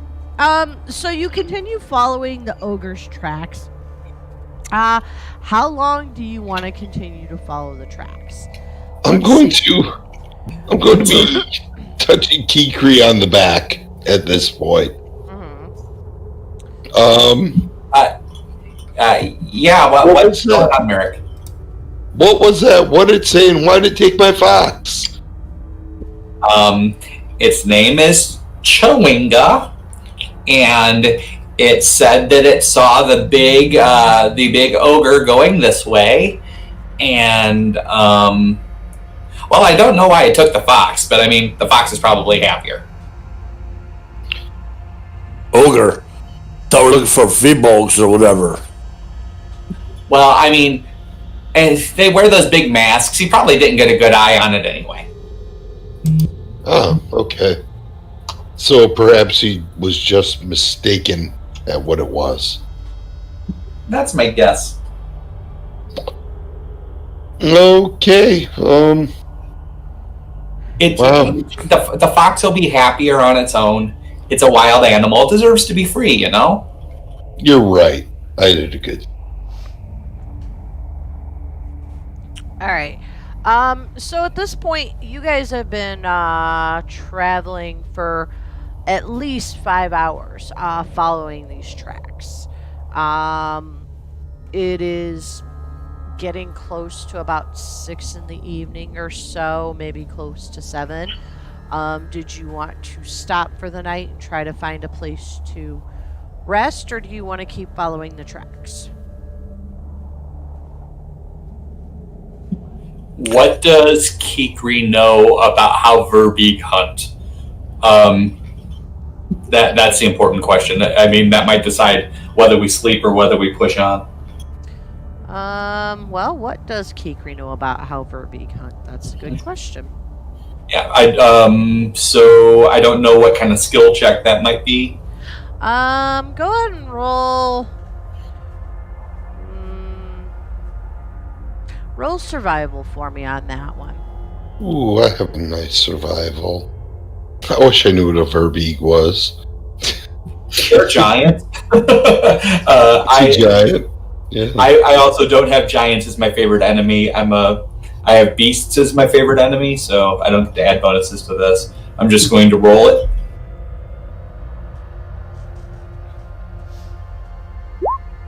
Okay. So you know that Verbeeg are bad. They like to rob people that they come across. If there's not a lot of food, they also like to eat them. I would say you do know that Verbeeg also tend to have underlings, such as ogres or hill giants. And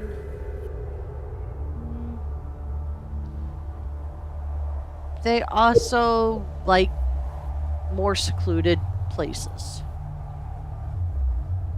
Like the middle of a wood. Possibly. So we want to encounter this ogre separate from the Verbeeg.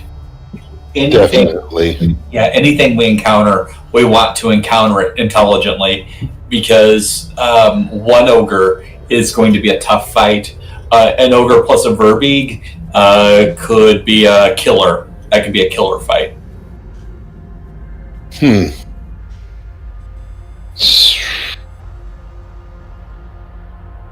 I wonder how the guy at the inn knew so confidently that it was a Verbeeg. Because they saw the fight go down. Okay. I must have missed that. Okay. All right. I don't feel safe, like, resting in the forest right now. Not at least until we get that ogre. Yeah, if the stories are right, Verbeeg preferred to ambush, and if we settle up somewhere, we might just be inviting that. What does everybody else think? It's a solid idea. Well, I mean, I trust Kikri. He had Mistake what number wrong. one. I mean, The final words of our party. You're basing all of this on Connor's reading of one book 2 months ago. What time of day is it? It's like 7 at night. And since it's winter, it's dark. all the time. It's eternal winter. It's been dark for 2 years. So does everybody have dark vision? No. Yes. Yes. Okay. I'm the so only yeah. guy in the party that doesn't. There's enough ambient light to make it at least dim if you don't bring your own light, but it's a smart idea to have a fire no matter what. All right, we'll go. I'll light up a torch since it's getting later. All right. So you continue following the tracks. Okay. The tracks lead you to a frozen stream.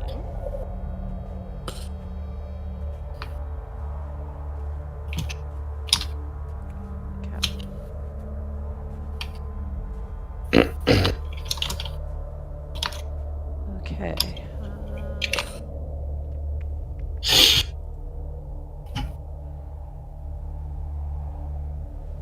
All right. Wow. Is this? So, Argentus, Oh, that's- what is being a sage like? Very informative. I mean, that's kind of what you guys do, right? You just kind of collect information. Yes, I enjoy reading, learning things. So you're kind of like a bard of books. I don't know what a bard is. Oh, somebody that sings and tells stories. They're an entertainer, but you do it in book form as opposed to acting it out or playing music.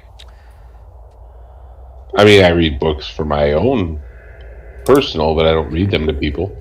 Oh, so you're just a sage to learn for yourself. You don't. Yes. You're not interested in passing on your knowledge.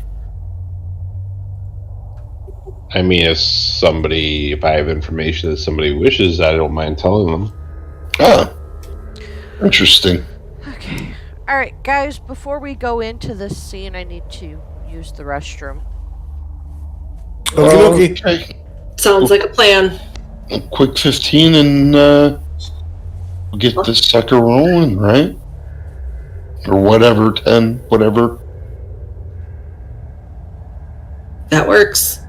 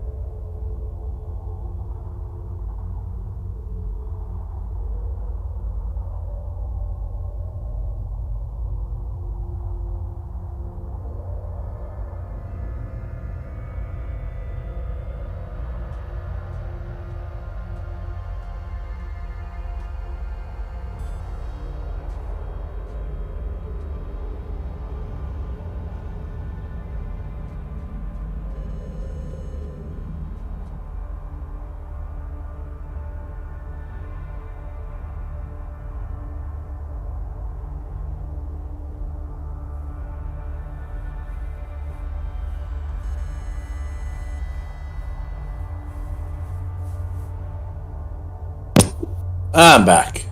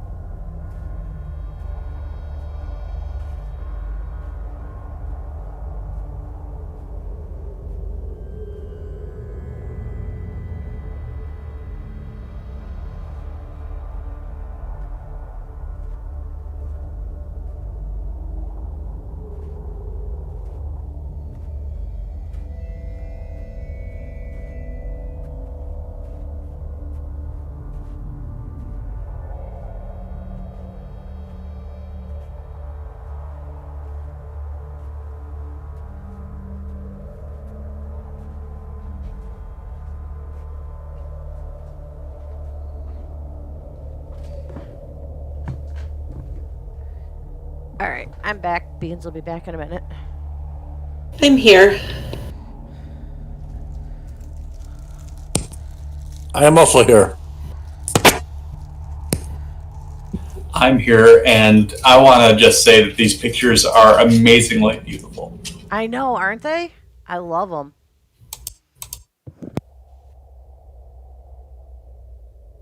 This adventure makes me want to go to a no less snowy but way safer Alaska.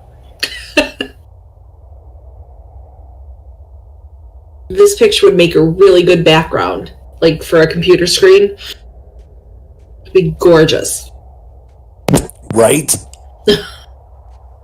I got my copies not too long ago of this adventure book, and it is everything I can do not to crack it open so that I can look at these pictures.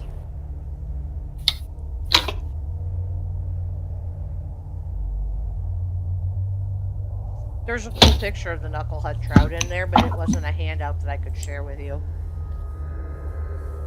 There's a cute little miniature they made for it in the latest set of WizKids miniatures. There's a knucklehead trout miniature. Is there? There is, and it's adorbs. It's jumping up out of the water, and they got like a little bit of clear water splashing around near its tail, and yeah.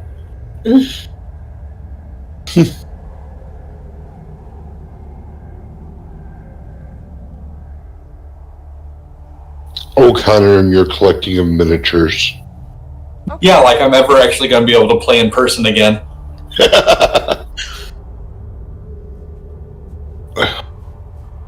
One of these days.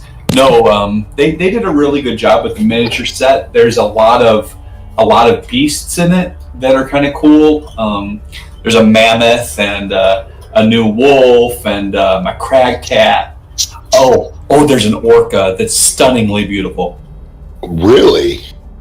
Yeah, a killer whale mini, jumping up out of the water, and it's got Free Willy style, and it's got it's got a bunch of water splashing up around it. That's made out of like the clear plastic, and you can see the tail inside the water still. It's really That sounds cool. WizKids has really stepped up their game with their minis. Yeah. Yeah. Like you look at like the older HeroClix sets, and then you look at some of the ones that have come out recently, and it's just like, wow. And some of the older D&D sets too. Well, the newer they did a lot better with this set than they have with some others, and they seem to be getting better. The Pathfinder minis, made by the same company, look so much better than a lot of the older D&D minis, but the lines are now getting back closer to being equal in appearance.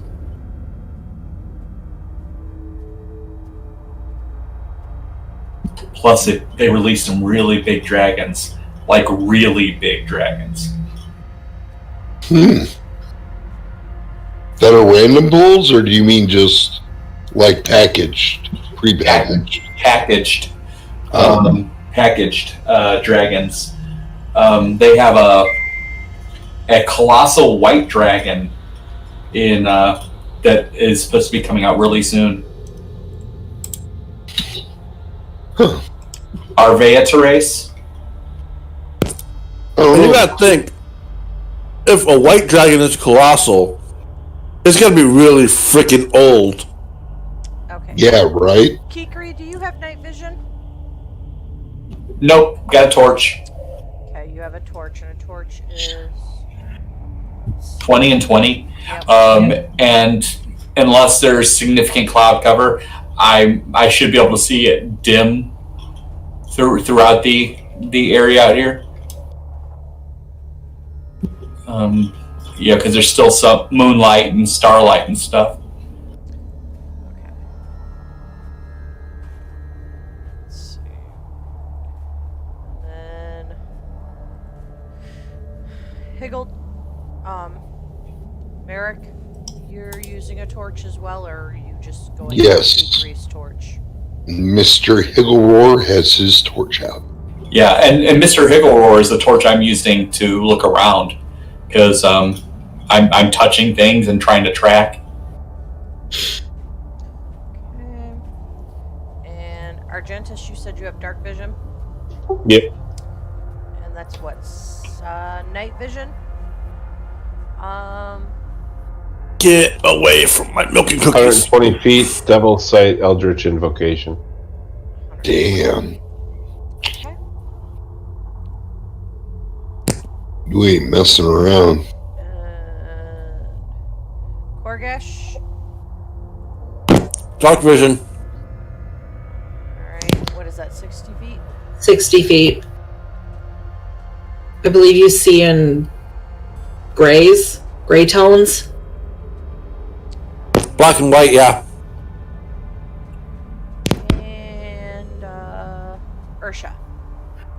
Dark vision as well. Okay. Okay. Hey Mel, my invocation I see normally Okay. in both dark, magical and normal darkness.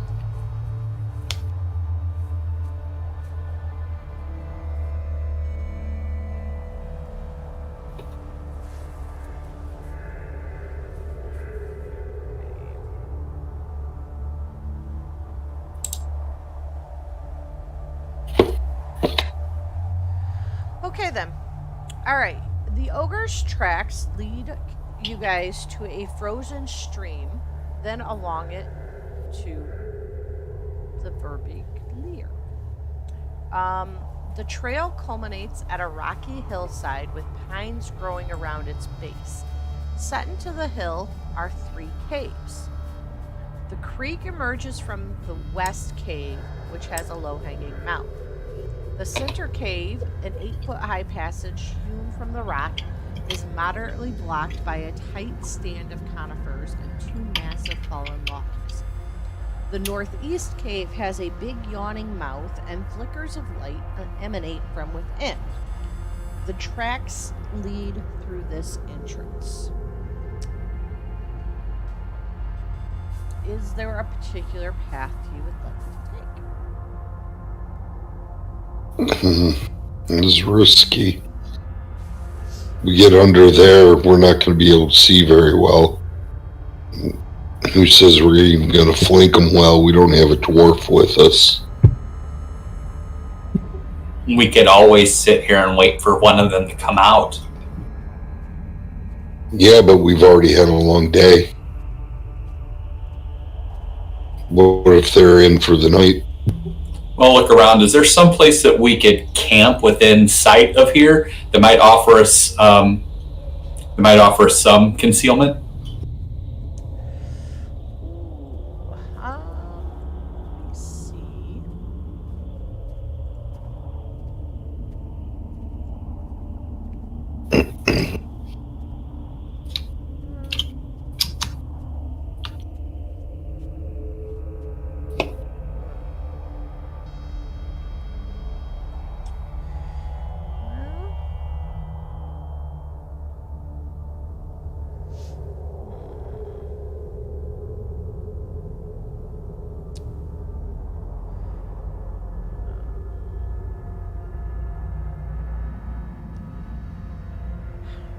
There are trees and such in this area.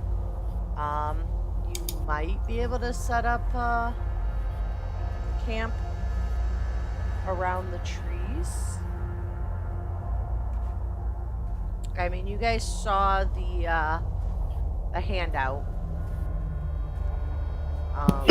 So that's Looks like there's pines. Yeah, there's pines. They even look pretty dense. You can't see through them even. So that might provide sufficient shelter from the wind, and you'd be able to camp down there. You might be able to. Snow-covered tusks of a mammoth mark the entrance to the Verbeek Leer. Okay, I see the different entrances. Yeah, we could probably get across the tusks and get off to one of those sides.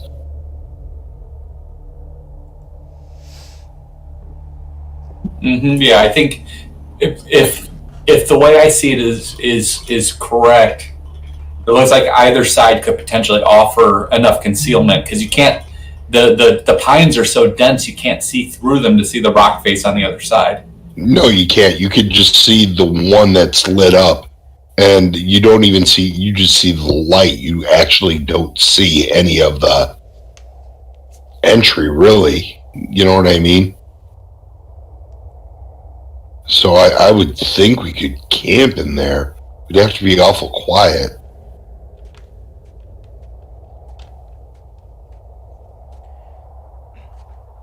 Are you going to try to camp in there, and are you going to light a fire?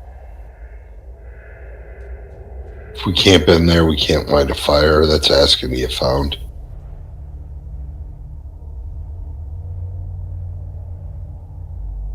Which leaves me out of any watches.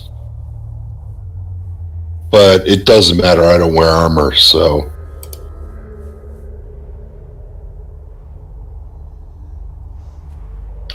I travel pretty freaking lightly. Right, you guys want to try to camp in the woods? It's worth a shot, and if we can set something up, and I'll try to stealth it for them. so that like sweep the snow and everything, so there's no tracks. And then I'll fly up into one of the nearby trees and just sort of huddle there and sleep there, and just keep an eye open best I can. Okay. All right then. Go ahead and everybody make stealth checks for me to see if you can actually stealthily hide in the woods.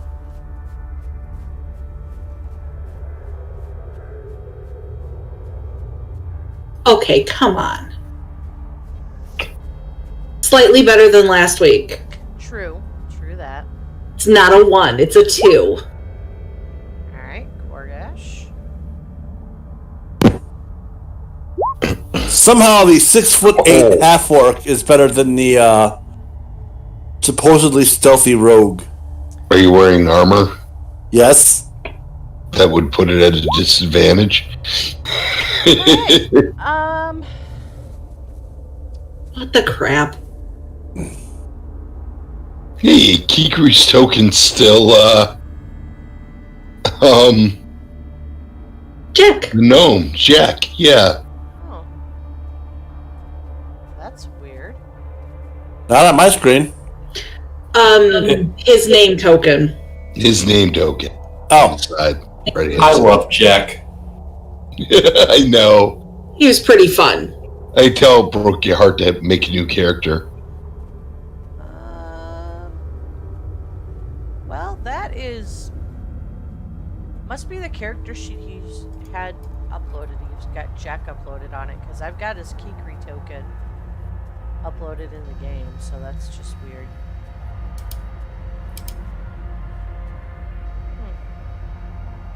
Every rolled really good except for pointy ears. Mm-hmm. The ears are not functioning tonight, apparently. No, the sonar's off. Alright, you guys were able to be stealthy enough that you can set up a small makeshift camp. Give me a couple of survival checks from whoever's actually setting up the camp to see if I will. No, give that to me, yo. Oh, okay. Oh, you get advantage. I get better rolls on this sort of thing. Yeah, I've got pretty good rolls too, but not advantage. It's not advantage. I get an extra +2. I get to add my proficiency bonus twice to them. Oh, nice. Nice. I am a ranger. That's all we're good for. But you're a ranger that can fly, so. I can range from above. You can range. Alright, so you can set up a fairly decent camp for your party members that protects them from the elements. Obviously, it's not ideal because it's cold as hell out here and you're in the woods and you can't have a fire. So you guys are going to have to Huddle for warmth. huddle for warmth. Well, I'm the small guy. I get nice and centered in the middle. Alright. So I don't let off a lot of warmth, but I get a lot of warmth. who's Quit taking hugging all the warmth. first watch? I will. Okay. Go ahead and okay.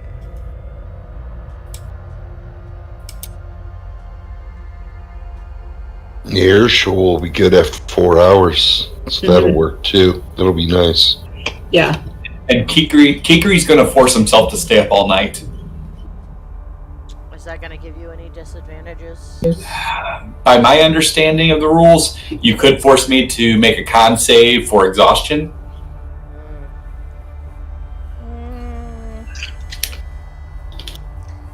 We have been traveling all day too. His dice pool is limited to his humanity. Oh! I knew I should have played a Thin Blood.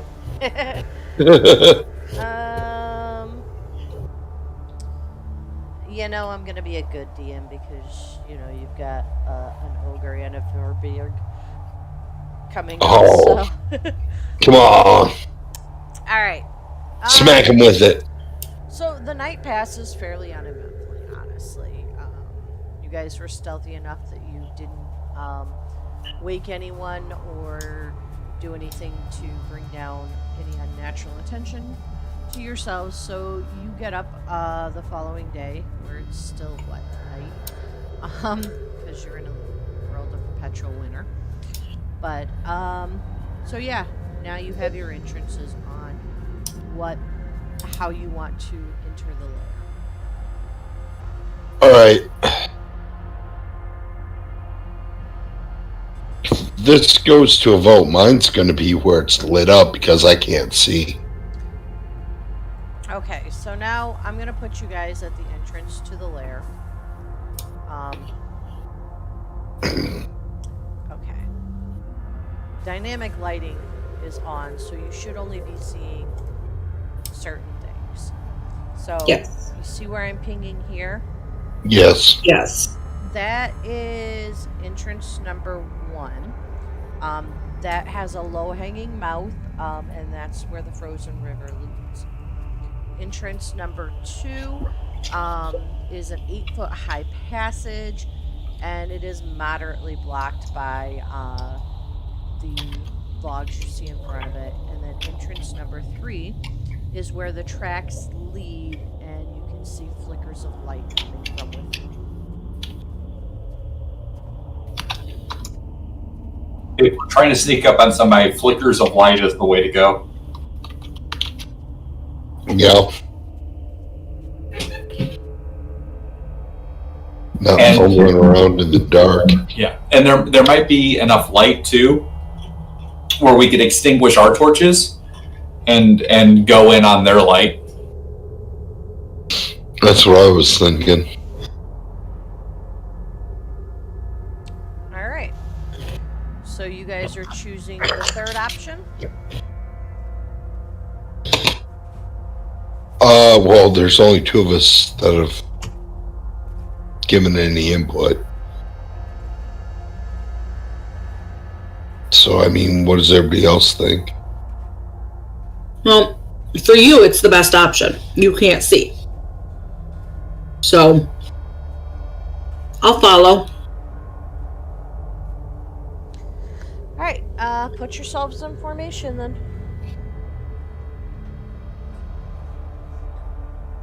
This is probably the best time for the big, strong people who could see in the dark to go first.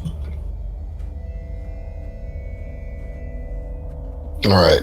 I just want to be able to tie people up in corridors.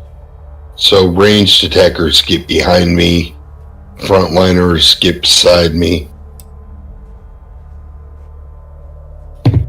Where do you guys want me? Behind you two? Up here? Where? There's, Do we back here or up here? there's Right there. Yeah. Okay. Right there. Okay. All right. The question I have asked too is: are you guys going to continue to try to stealth? Oh, definitely. Definitely. Everybody, I'll go try. and make a stealth check for me so I can see if you guys are continuing your stealth. Do we get advantage because we're moving in the dark? Good question. I'll give you guys advantage because they don't know you're here yet. Oh, good. Can we roll then? You rolled with advantage, dude.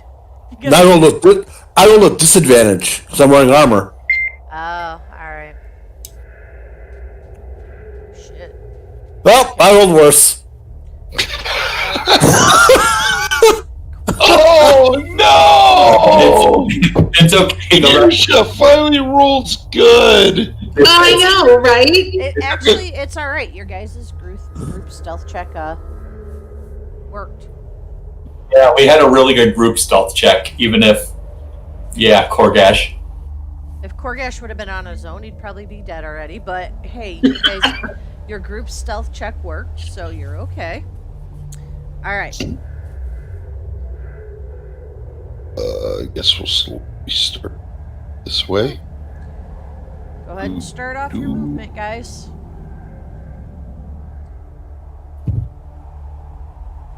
Oh no! Not again! Is it what I think it is? It looks like yaks. Yak! Nobody yaks more than you. Oh no! I'm a halfling. I gotta deliver a cat. Keep going. I'm following Korgash because Korgash is big and can see in the dark.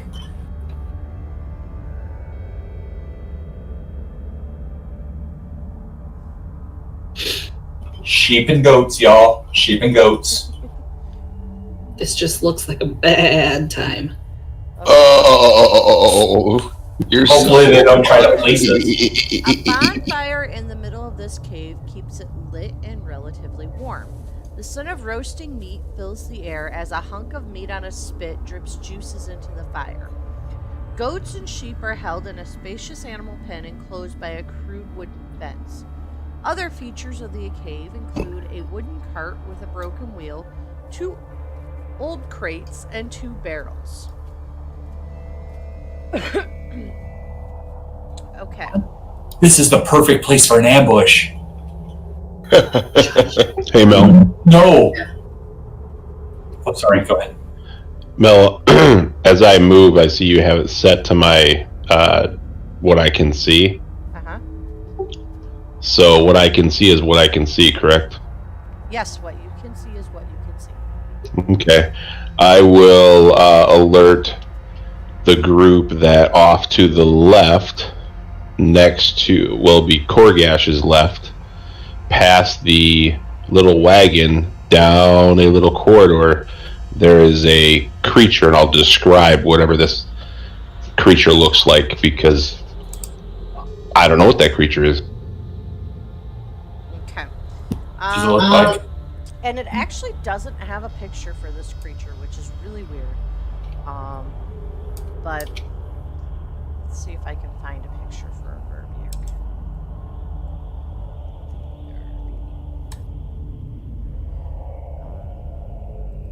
here. 15-foot tall Vikings with big noses. Yeah. Yeah, it's a giant that resembles an oversized human with gangly limbs and elongated faces. It has a spear. So I will describe, it looks like a really weird looking tall human person. It's Slender Man. Its face seems to be droopy. Sounds like a Verbeek. So he's right over there. Sounds like a Verbeek to me. Oh, you mean that? Well, that's Verbeek. I'm assuming you're saying that quietly as well. Oh yeah. Alright. No, I wouldn't, because my character is not a normal adventurer, so he would not know any different. Nah. Oh, that's true. You're still trying to. So yeah, so I would have said, "Hey, Korgash, look over there," Alright. and then I would be yelling, or at least talking loudly, of what the description of that individual looks like, and ending it with droopy face. Okay. On that, let's everybody roll initiative.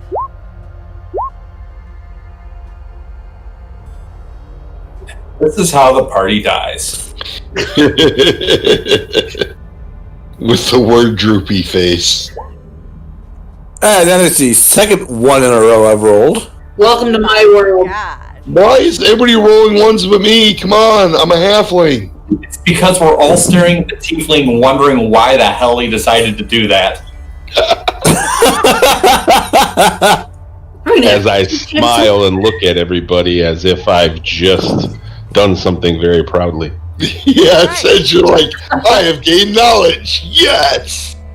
Why are they all glaring at me? Yeah.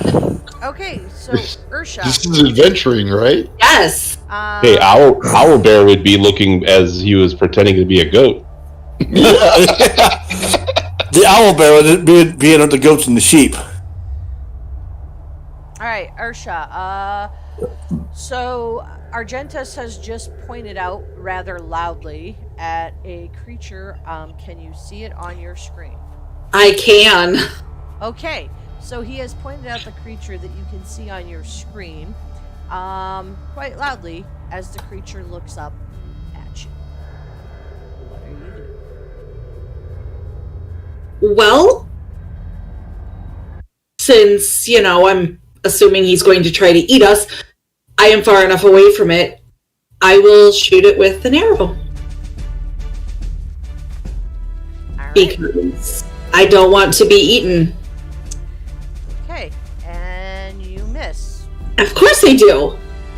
Yay, battle music. Merrick! Roar! And let the raging begin. And I want to bottleneck him in there somewhere. Can you see him? Yeah, I could make out where he was on my map. I could barely see the hallway he was saying he was down. Ah. So I'm going to kind of try to bottleneck this area, and hopefully he'll attack me because I need that to keep my rage up because I can't attack him. I'm not fast enough. Okay. So I'll blow my rage, whip the torch in that general area, and pull out my rapier. Okay. And of course, I always keep my shield out because I really don't carry a lot of crap. Okay. And let me see. Did I use a bonus action? I don't think I did. If you raged. Yeah, rage was a bonus action. Yep, that's why I raged this turn. Alright, yeah, I'm good. Alright. Argentus. I will pull my shield off my back and climb up onto this cart. And it looks like my friends are attacking this thing, so I'm assuming that it is bad. You just heard me scream and run at it. Correct. And this whole time, I have a huge smile on my face. And so I will point at the creature, and I will use vicious mockery, and I will scream out, "I say into pi alpha maybe up and die." Sorry. Yeah. What the hell was that? Really? Alright, roll your to hit on that. Some saving throw, Mel. Alright, well, what Yeah. saving throw is it? Wisdom. I thought he was going to say we leave 5 friends today. Okay. Difficulty 13. Yeah, no, it fails. And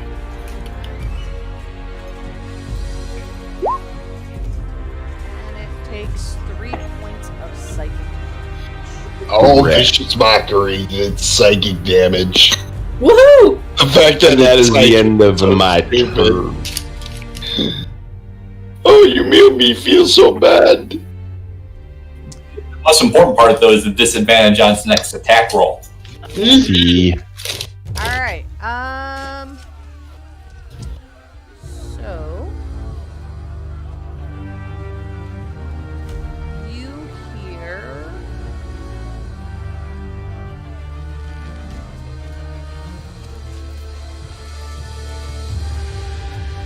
hear the Verbig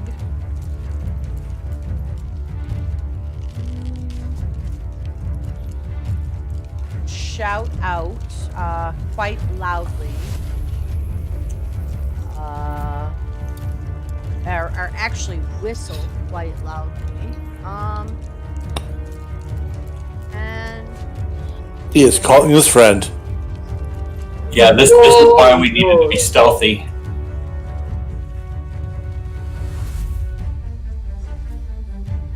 Yeah, can't go much further until he tries to do this. Okay then. Actually.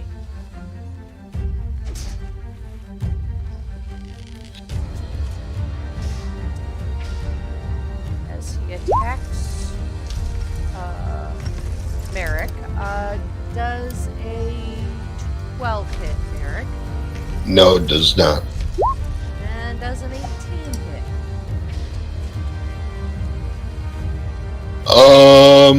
An 18 does hit, yes.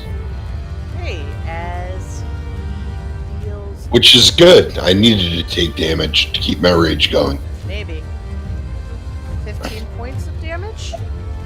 I can eat that. Half of 15, does it round up or down? Down. So, yeah. Okay. 7, I take. Alrighty. Kikri. Alright, I'm going to throw back my cloak and then take to the sky. I will fly up to here. As a matter of fact, I'm going to fly above my friend, the halfling. Okay. So I'll occupy the square immediately up above the halfling. Okay. And I will, as I fly up, I'm going to poke at him with my spear.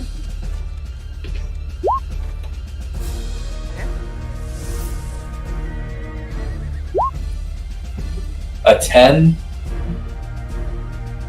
Will miss. And as a bonus action, I will slash at him with my talons. Okay.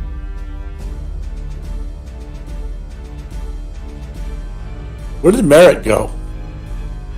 We're under. He's flying Great. over him. Oh, okay. I was like, wait a minute, we're missing somebody. I have to create my unarmed strike. I didn't put it in there. Silly me. This is why we can't have nice things. Yep. Counter destroying unarmed strikes. When are you ever going to make that monk Akra? Ooh, I rolled a 1. Never mind. That misses. Okay. Tonight's not the night to take after me, guys. Just saying. No, it's not. I could.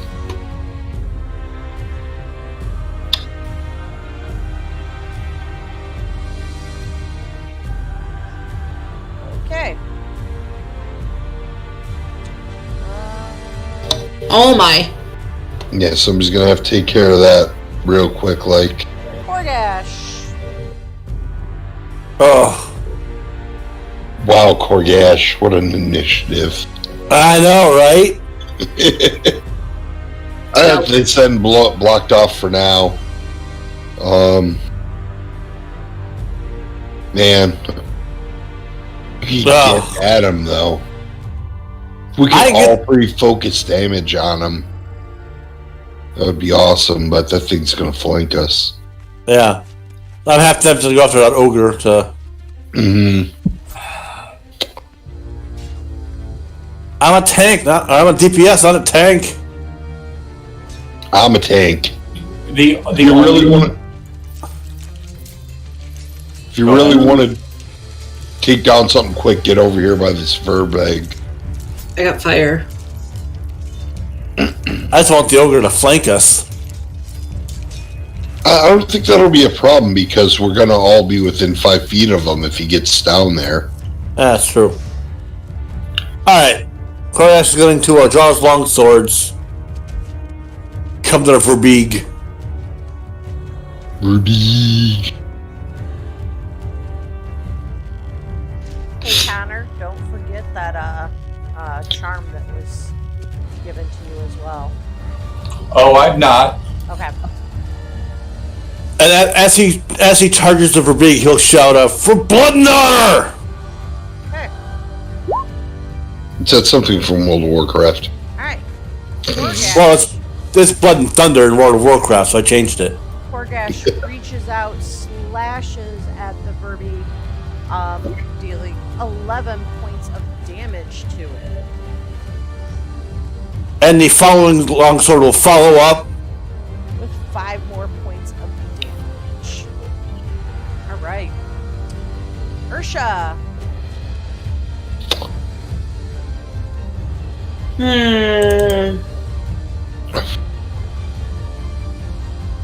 Let's see what Pointy Ears has in store for these monsters. Well, since our ogre friend is not currently occupied, I'm gonna kill it. Kill it with fire. Okay. It's like a troll, right? You kill it with fire. Not well. Nope, she doesn't kill it with fire. Not well, guys. Not well. I think you just made the fire in the middle of the room bigger. Merrick. All right. It's trying to cloud his vision with smoke. Yeah. You tried to Yeah. confuse them. I'll buy that.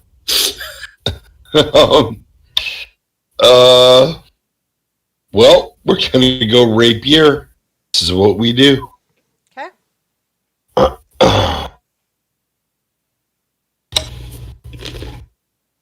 All right. As Merrick slashes out with his rapier, dealing 18 points of damage to the Verbeeg. Putting an Or M in 11 his points of damage, midsection. My bad. Putting an M in his midsection. And you have a bonus attack that you do? No. Okay. Great silly you. I don't do damage. I take damage. And I look at him and go, you hurt more than I. Okay. Argentus. So the Verbeeg's still up? Yes. Okay. So I will start to conjure a lavender, purplish, bluish flame in my hand. I will reach back and I will yell, Eldritch Fulmin Iniectum, and I'll throw it at the creature. Okay. I just got what you're doing. Oh my god. All right. Does it have to make a dex save? No, I have to hit. Oh, okay. Range deck. Oh. All right. You miss on that one. Okay. Man, with such a big That is bonus it. too. Okay. What the heck? My battle music. All right. Doug. Doug will attack. Doug? Yes, Doug. Verbeg Doug. I shall call you Doug. Doug's a slug. Doug isn't like we're digging into his flesh. I hope Doug has dug his grave. Alright. Doug reaches out and spears you again. There, Merrick, for another 15 points of damage. We'll need it. Ouch. Oh, we're all good people. Don't worry about me. This is what I do. I'm still You're a good. strange little man. And then he reaches out and spears you again with a crit for 19 points of damage. Ooh, that's not good. That's gonna knock me down. Okay. Crit's no bueno. Alright. But wait. For how much? 19, so you would take 8. Oh, I'm still up. That's a good Sorry, thing. you take 9. 9 and 9 is 16. Okay, I'm still up. Okay. I'm not looking good, but I'm up. Kikri. Did you fly over it? No, I didn't fly over it. I flew up and I'm flying above my friend the halfling who's getting pummeled like crazy. Yeah, right. Alright, so I'm going to look back here and I need you, Mel. Uh-huh. I'm gonna ping a spot. At least I'm trying to ping the spot. I'm not seeing it yet, but Yeah, because it's not pinging.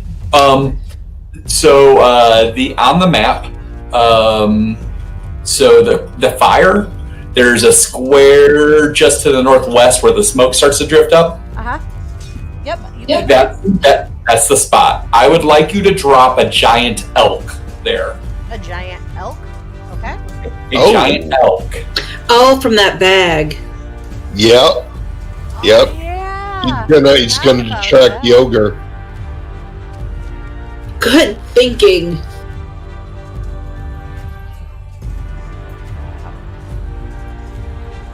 Oh. Okay. Use one of the goats. That's what I would do. Yes. Okay. Yep. I'm gonna move one of the goats in its place. Although it's not a giant elk. We can pretend. Yeah. Well, a giant elk is a 3x3. Right. Big freaking elk. And they have an amazing stat block. That. Yep. 3x3. Good lord. There you go. Now They- you got a giant elk there. They take up a ton of space, and so the elk, what the elk is going to do is the elk is going to rear up and hoof the ogre. Okay. And I've got the stat block pulled up, so I can roll for it. All right. You can go ahead and roll. All right, so they roll with a +6 to hit. Okay. Oh. Did it finally give me? Because I can actually. There it is. There it is. There you go. I don't know why it didn't give me one before. There you go. That's a giant elk. There you go. So your giant elk comes up, and I actually have it pulled up as well if you want me to make the attack. I have the actual character sheet for giant elk now. That is fantastic. You can. I don't mind. However you want. I can roll too.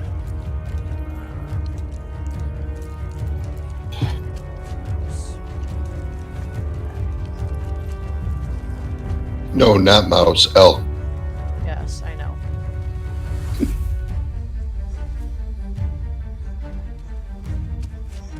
Okay, give up. Oh, there's a giant elk! Yay! No. I don't Yay! that's You my- think worked twice. Oh, there it is. Oh my gosh. Really? Okay. It attacks. Let's see. You said it's gonna hoof? Oh, yeah.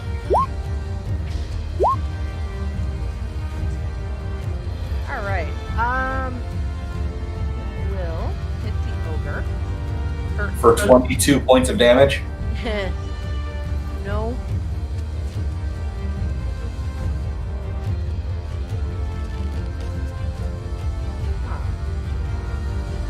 Oh. Okay. That's just. Okay. Why don't you just counter roll it? Yeah, Connor, go ahead and roll it because my thing is not popping up the way it's supposed to. Well, okay. In order to do it right, I need to run at the ogre first. Okay, yeah, you need to ram them. Yeah. So a D6 plus 20, a D20 plus 6. So I've got that ready. Okay. I crit. Oh! Holy shite. So it's going to take 4d6 plus 4 plus 4d6. So 8d6 plus 4. God. Woohoo! Nice.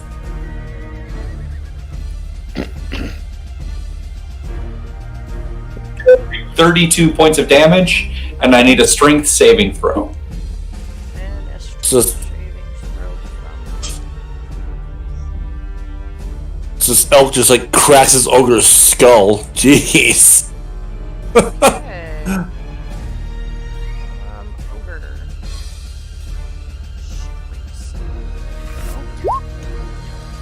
20?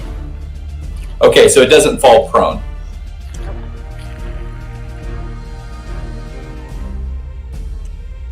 And that's the end of my turn.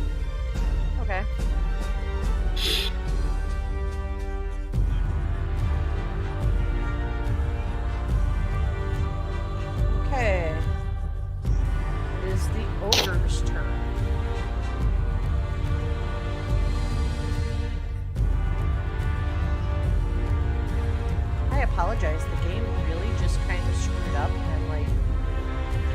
character sheet, like when I pulled the elf character sheet over to my other screen, it put it on top of the Furby's character sheet.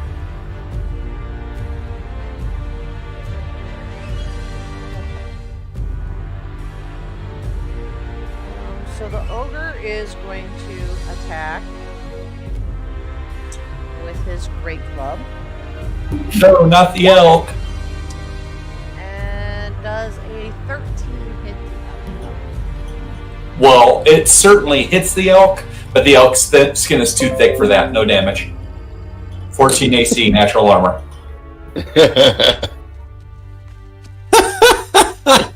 That's one badass elk. Whoa. Hey, do we get to eat it when it's done fighting? No, it's like 20 feet tall, man. It says eat up when it's done fighting. We chop it up and throw it in the stew pot. So the 18 damage did not hurt the elk? It did not hurt the elk. The elk has a 14 AC. Oh, okay. Alrighty.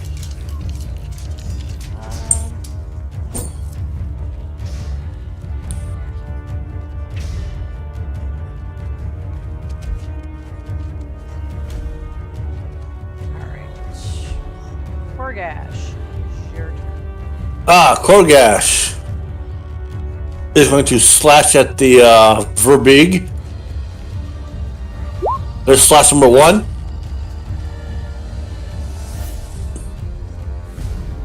Does a 14 hit it? Let's see. Oh my gosh, my game just totally. I was just saying, I'm not having anything show up when it rolls. It takes a long time. Show up as a. Hey guys, you're gonna have to give me one moment. I'm gonna have to log out and log back in because I think the game just kind of posed. As long as we got track of all the damage. Yeah, I do have that up already. So. Because I can't take too much more.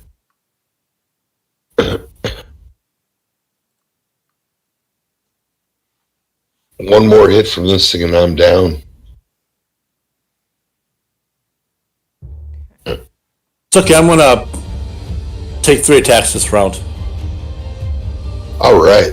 Perfect time for it. Cause I can! Action surge! That's why I stand here and get beat over the head so you can do things like that.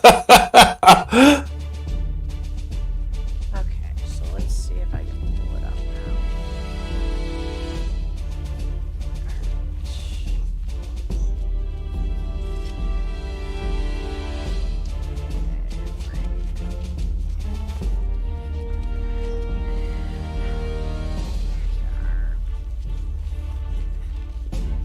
Can you imagine how bad I'm bleeding right now?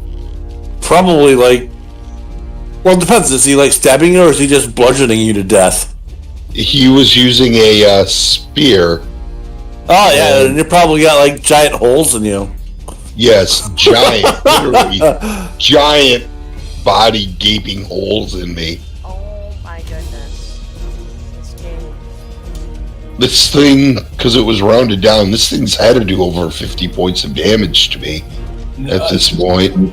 Either of these by themselves would be a tough fight for us. Both together, this is a potentially deadly fight. And that's one of the design considerations they had when they made this game, is that any fight can end a party. Yeah, every fight that we've had so far has been tough.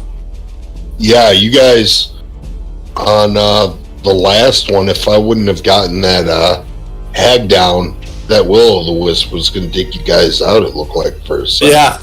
Mm-hmm. Well, it didn't help that I couldn't hit worth a darn anyway. Yeah. Rolls have been plaguing you and Amanda really bad. Uh-huh.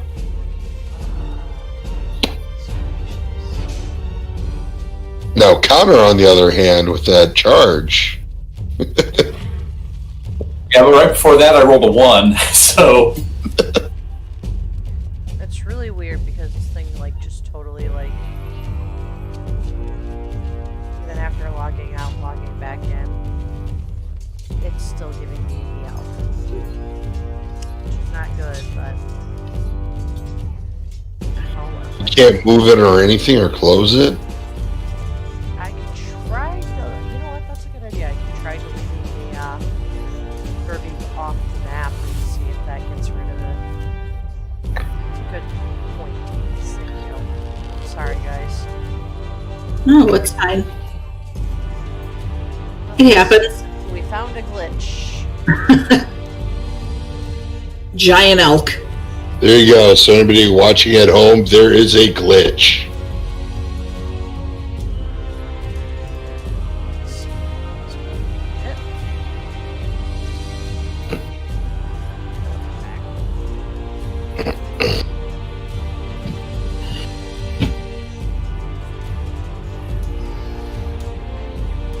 Did it work? I'm gonna try looking.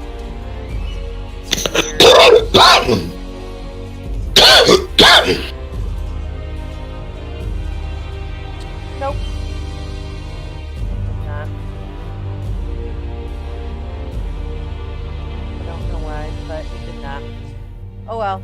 Nothing. Does it have something to do with the elk, maybe? It shouldn't, but let's see. you can delete the elk. I know what I'm doing with it.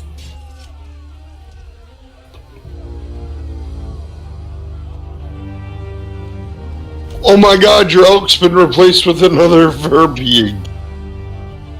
Oh, what joy. Yeah. No, it just keeps it as an elk. That's so freaking weird. Oh well, I can do it without it.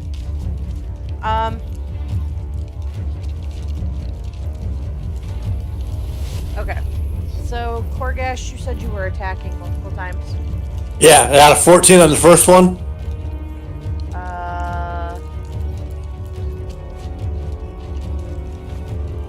Yes, 14 hit. That'll be for 8. Okay. Gonna attack. For 4. And I'm gonna use my action surge for an additional action. Okay. Oh, 21 nice. for 7. Alright. Well, I have done 19 points of damage this round. Okay. Ursha. Alright, so killing it with fire didn't do me any good. Now we need to get this verbeeg, how do you pronounce it, down? Okay, then I'll go back to my bow. Okay. 15 15 will hit. for 7. And does 7 points of damage to the Verbeeg. Okay. Merrick.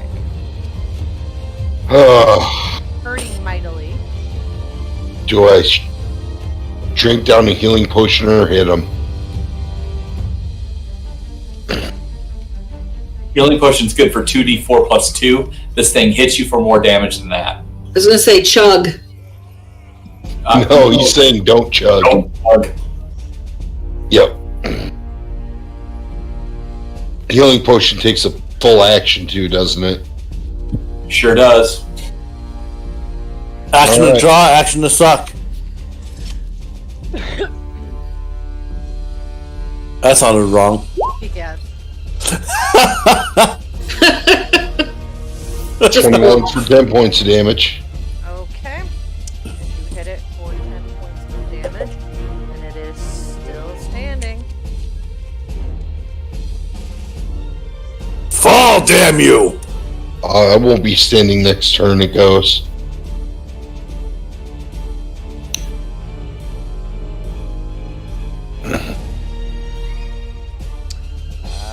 Argentus.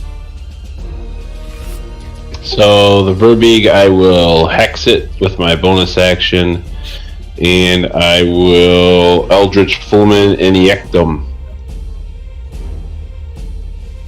Sounds like I'm hitting him in the rectum. I was about to say, wrecked him, damn near killed him. Eldritch in the rectum. And that will miss. See, you went for the wrong brain. Yeah. I'm done. All right. Kikri. All right. And I'm going to whistle, and then right here where I still can't ping, but that little spot there right below the 5 rocks, oh, that's including that square. There's a 4 square section right there. And Where are you pinging? I can't ping. It's Okay. my ping isn't working, but look just to the northwest of the Verbeeg. There's 5 rocks in a tight formation. Oh, yeah. Okay. A little bit further north. But yes, I would like a polar bear right there. Okay. Ah! Yay, we get to attack with advantage. And that's my action, but I can have the elk do something and the polar bear. So the elk will attack the ogre. Okay.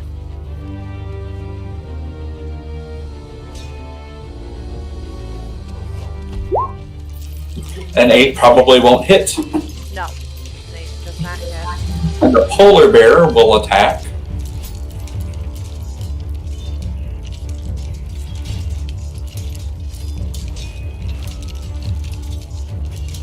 All right. Polar bears get 2 attacks, both with +7s.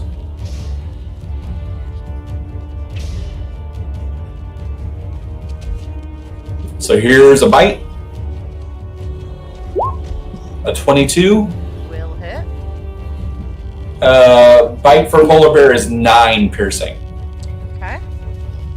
And then claws.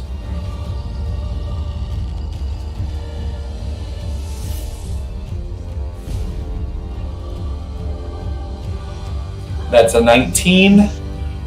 And a polar bear does 12 points of damage with claws. Okay.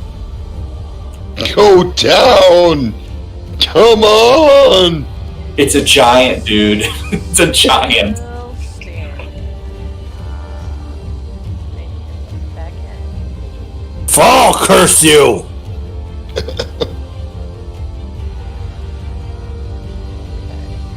He had a 5, so he should have went for it, but that's okay.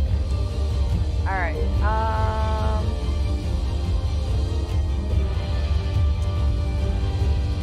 Attacks. Let's see.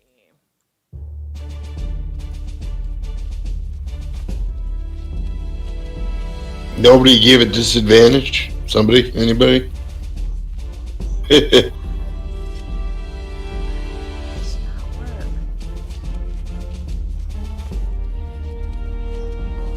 She's getting so frustrating me at the moment, but let's see if I can do it. There we go.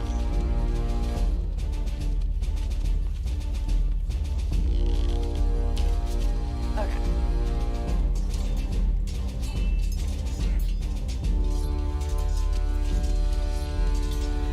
Oh my gosh. That one. Just gonna stab off here. Okay. It's going to attack.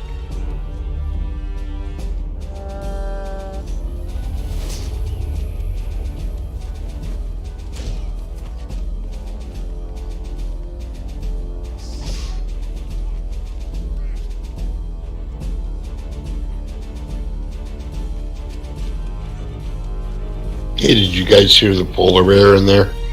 I did.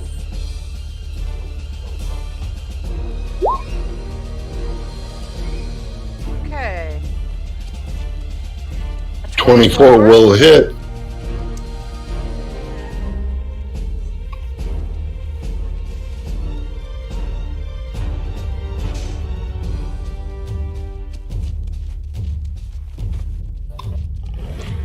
16 points of damage. That will put me unconscious.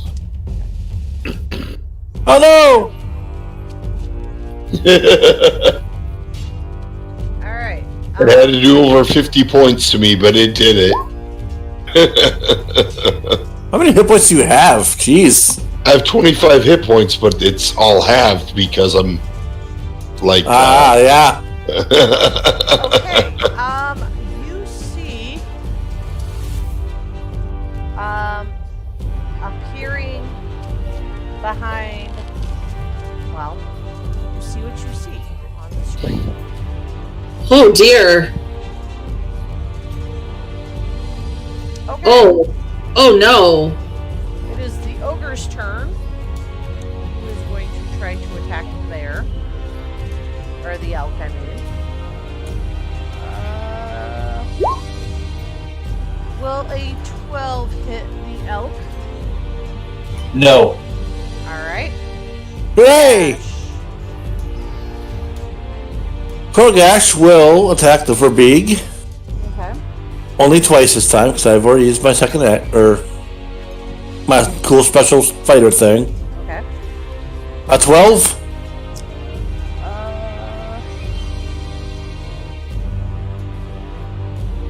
No. Hits. A 14 for 4. Alright, a 14 will hit for 4. That's it. Ursha. Oh boy. Alright, Verbeeg. Oh, come on, open. Thank you. 20. Will hit for Phew. 9 points of damage as the Verbeeg finally crashes to the ground. Yes, I did something. Somebody give me a healing potion! Now, are we gonna talk about the bear behind the polar bear? Alright. Merrick, make your first death save.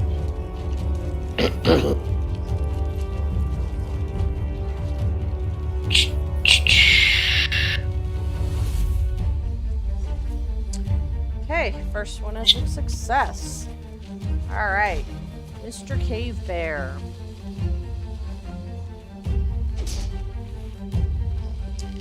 Will attack. Okay. The 13 will hit, right? That hit polar bear, yes. Okay.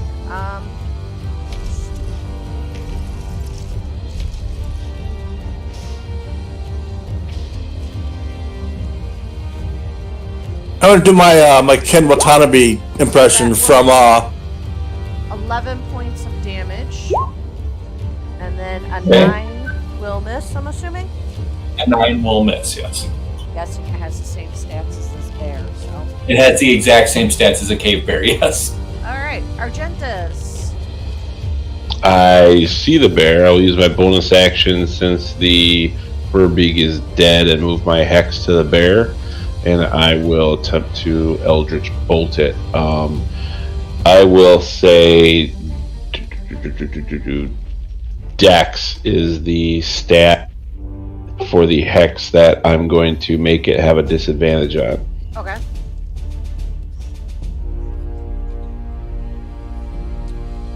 Alright.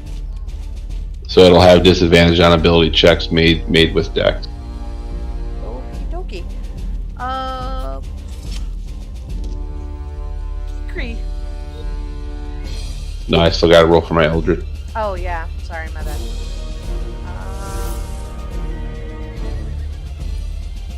Oh yeah.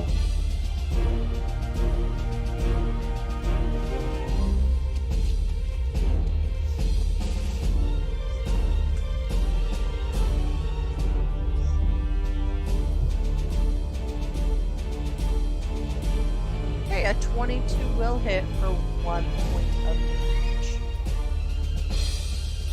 Plus a d6, necrotic. Yep.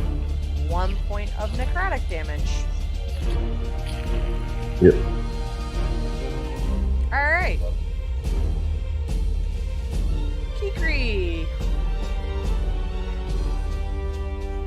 I'm going to yell at the bear to keep attacking the bear.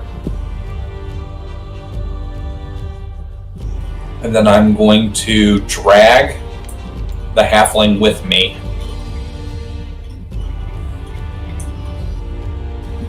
So if you want to move the halfling around the corner. Okay. Oh, okay.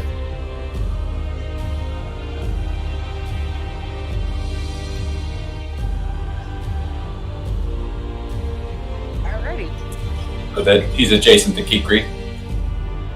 Oh, where do you want me exactly? Next to me around the corner. Next to Kiki there. Here or here? Here. Yeah, there. Safe Alright. spot. Okay. And so that is that's a move. As an action, I'm going to.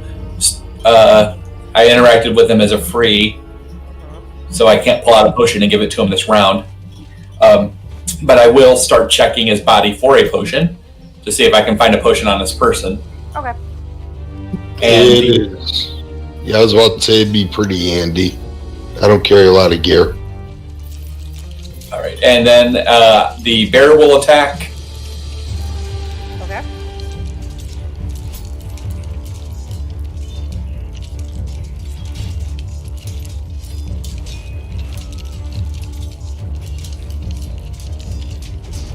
An 18 to bite Yep. for 9 piercing to the other bear. Okay.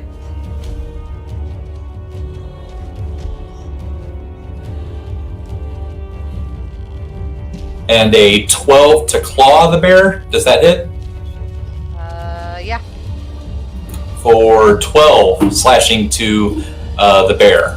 Yep. And then the elk. Okay. A 21 to hit on the elk. Uh-huh. And the elk will do 11 points of bludgeoning to the ogre. Okay. It is the ogre's turn. And the ogre is going to club the elk, crit, for 13 points of bludgeoning damage. All right. Okay. Orgash. Korgash will go up. Oops, I gotta push my token. There we go. Go up to that there ogre and attack it. Okay. 22 will hit for 9 For- points. Still standing? Yep, still standing.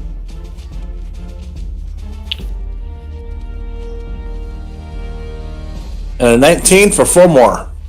All right. Still standing. Ursha.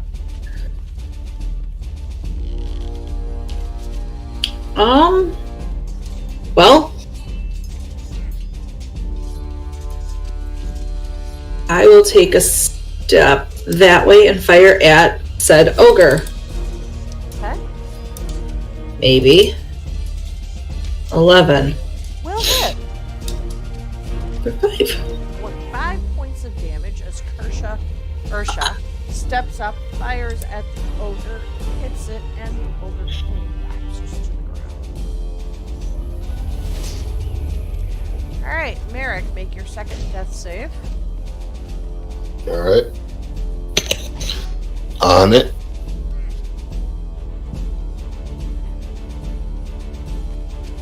Okay, you failed. Oh, I'm sorry. I had a choice. My bad. That's alright. Yogo Boar is going to attack the polar bear. Doing the bite and the claw. On the bite, the bear will take 13 points of damage, and he misses on the claw. Okay. Oh, I'm sorry, not 13 points of damage, 7 points of damage. My bad.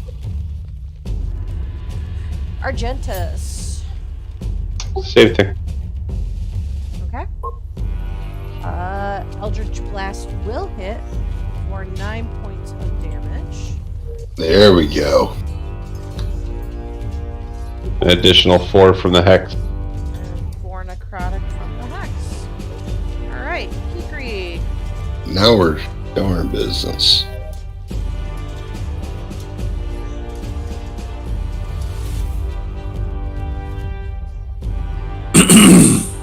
Alright, so I should have, as an action, found that healing potion. So as an action, I will administer that to my friend Merrick. Roll it up, my friend. And I'll take it off my character sheet. 7 points of healing. Sounds good to me. Alright, okay. You want to make the attacks for your bear, since I have it up there? Yeah, go right ahead. Alright, bite, a 25 will hit for 13 points of damage there, which actually takes out Yogo 4. And then both of the animals disappear. Do they only last for a battle? They only last for a minute. Ah. Okay.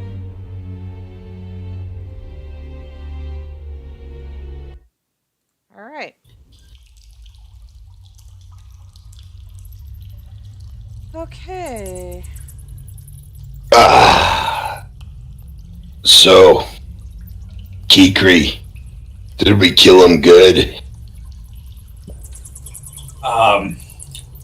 No, we didn't. It was bad and it was ugly. But they're dead. I'm feeling pretty good. Yeah, well, you were almost dead yourself if it weren't for magic. Magic? Magic's magic. I was fine. He caught me off guard. Button hooked me. Alright. So, what now, guys? What now, brown cow? Let's explore the cave. Make sure there's no other threats. Obviously, bears in here. Alright. You are exploring the cave. Which way do you wanna go? Which way did he go, boss? Which way did he go?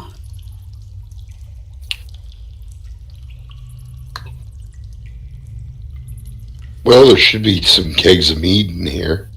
No. Koyax is going to say, let's go north to this passage.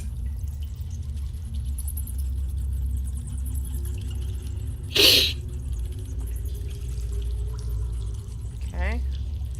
Well, lead on. So I really don't think we should leave the animals to starve to death. Just, it's kind Well, of... we can come back for We'll him. come back for him. And lead him back through the woods to the town. Yeah, we can rope them and lead them back. Alright. Okay.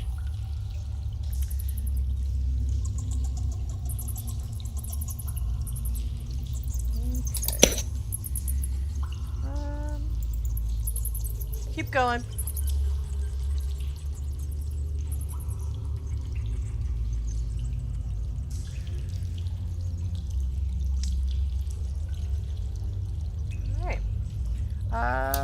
Suspended from the ceiling of this chamber by a series of ropes and pulleys are 6 baskets.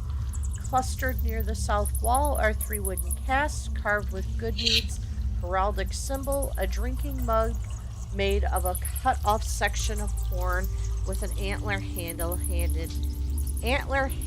added upright and centered. Unopened?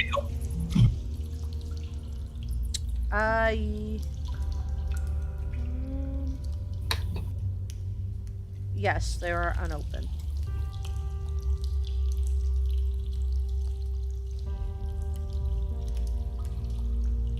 And then you've got the baskets hanging from the ceiling.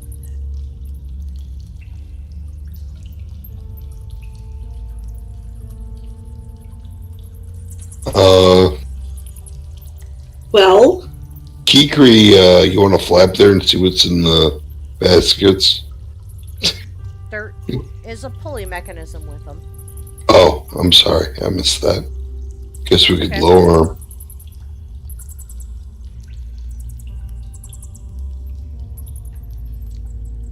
All right. You want to lower them? Yes. All right. Let's see. Okay.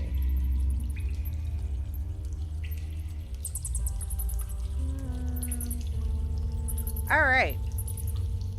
There is a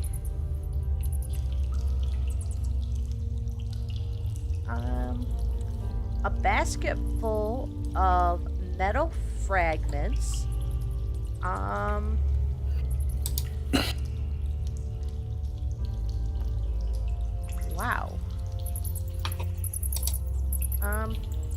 Okay, a basket of metal fragments that look very strange.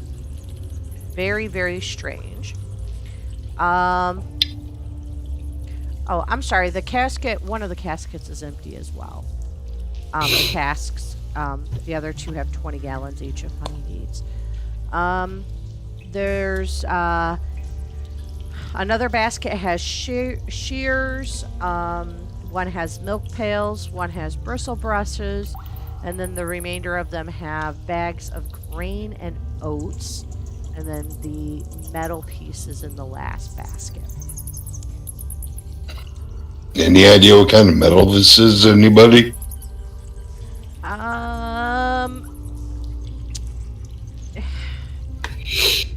You guys want to examine the metal? Yes. Yes. Yep, definitely. All right, everybody give me an Arcana check.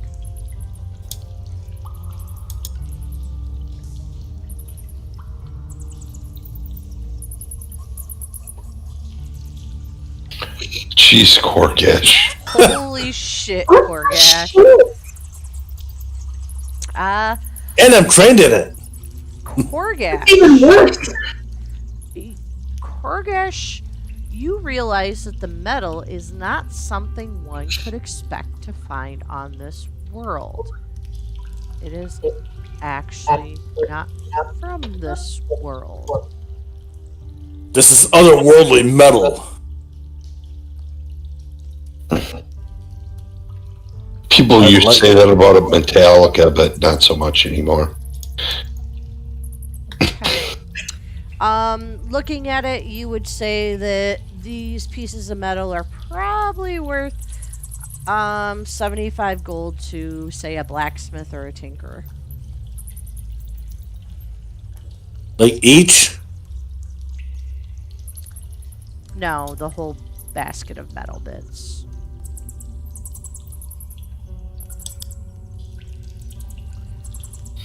Well, you might as well take them. Alright. Where else you going? Or what are you doing? Continuing to explore the cave. Alright. Drink a little bit of mead. Watch it spill out my holes like a cartoon character and then go through the... Okay, lead on. Okay.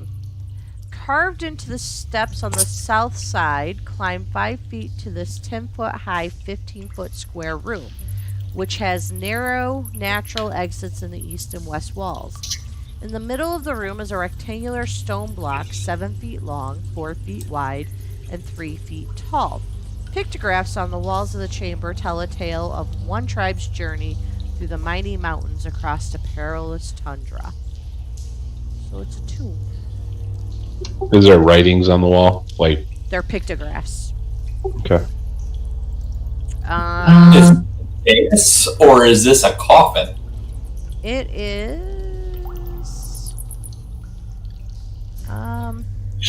It appears to be a coffin. All right, open that bad boy up. Oh, by the way, did you guys examine the bodies of those baddies that put a hurting on me? Nope. We'll get back to it. We have to go get those animals. No And the clue kegs. about the I think we should fix that cart before we leave to get this stuff back to town. We're gonna have to Yeah, talk. that's a good idea. All right. Are you doing anything with this tomb? Oh, it doesn't seem cursed or anything, right, guys? The curse is in the opening. Oh, well, I'm 3 foot tall. This is 3 foot tall. I'll see if I can shove the top off of it. It's a bad idea. You shouldn't mess with the people's tombs.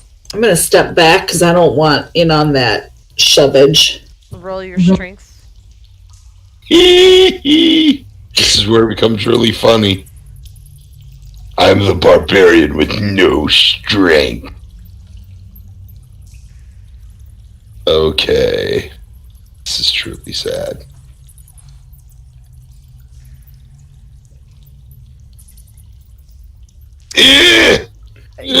One oven! Yeah, no, it does not budge a single inch. At all. Little help. Nah, good luck, man. I signed up to make sure you got through here safe, and I didn't sign up to open up mummy curses or anything. Besides, it's 2020 and it's a bad idea.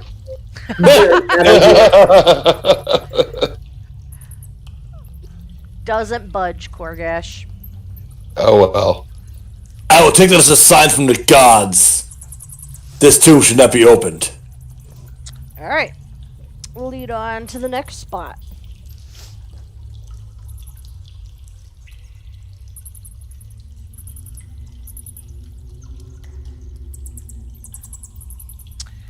Alright. The other natural entrance. I sort of know where the steps are going to go. Alright. The frozen stream ends at a 7-foot deep frozen pool at the back of the dark cave. Trapped beneath the pool's ice is a stone statue of a smiling young man, naked except for a well-placed oak leaf, with his face turned towards the sky. Kinky. Is that a holy symbol?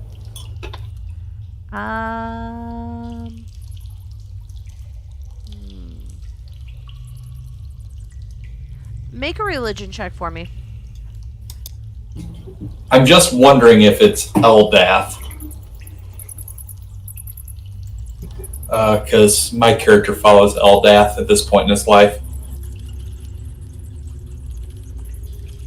Okay, it is a holy symbol, but it's not the holy symbol for Elbath. It's the holy symbol for Sylvanus. Oh, the Green Man? Yeah. Frozen under the ice? Yeah. How big?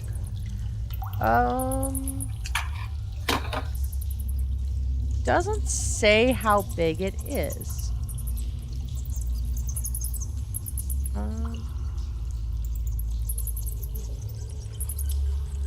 Let's see. The statue in the frozen pool is an outcrop extending from the pool's rocky bottom. You recognize it as a description of Sylvanus, a god of nature. The oak leaf is his holy symbol. It looks like it's 5 foot. So it's just, I mean, it's a good idea since we're here just to offer a prayer then.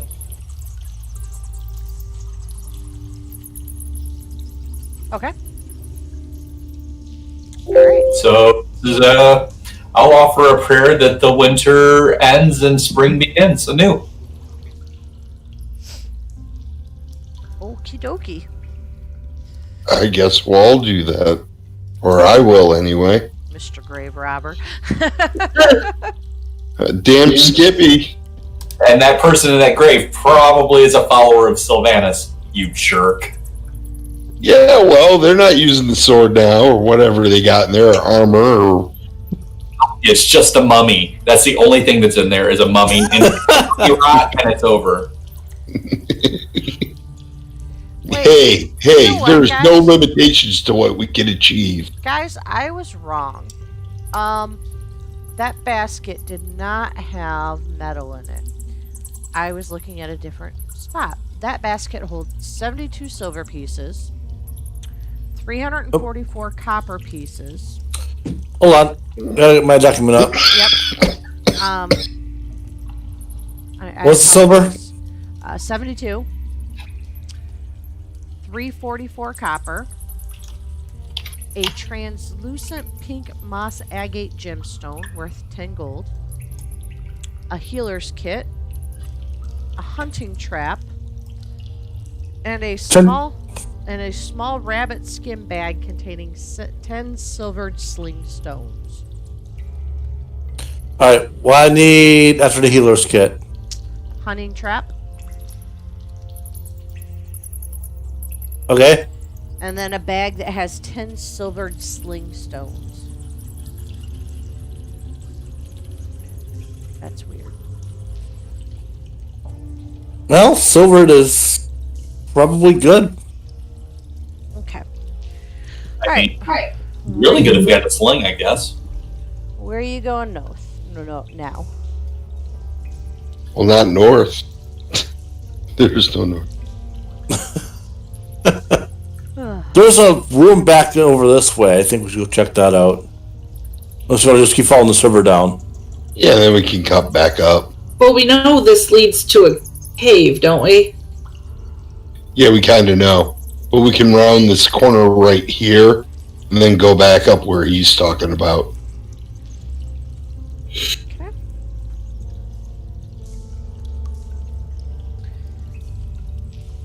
Whoa, hey. What's this? Oh, that's the walkway up.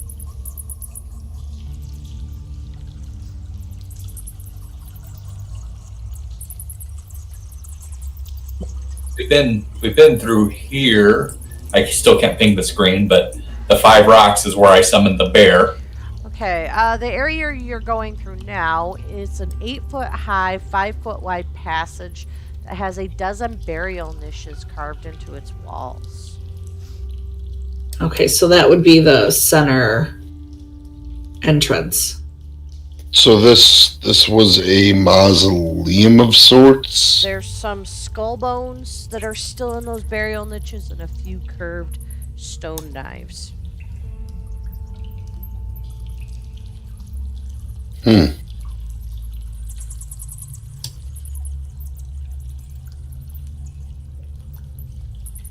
Pretty crappy knives. I'll pick one up, examine it. It's just a knife. Nothing It's special. pretty old. Yeah, that's what I meant. Probably pretty crappy.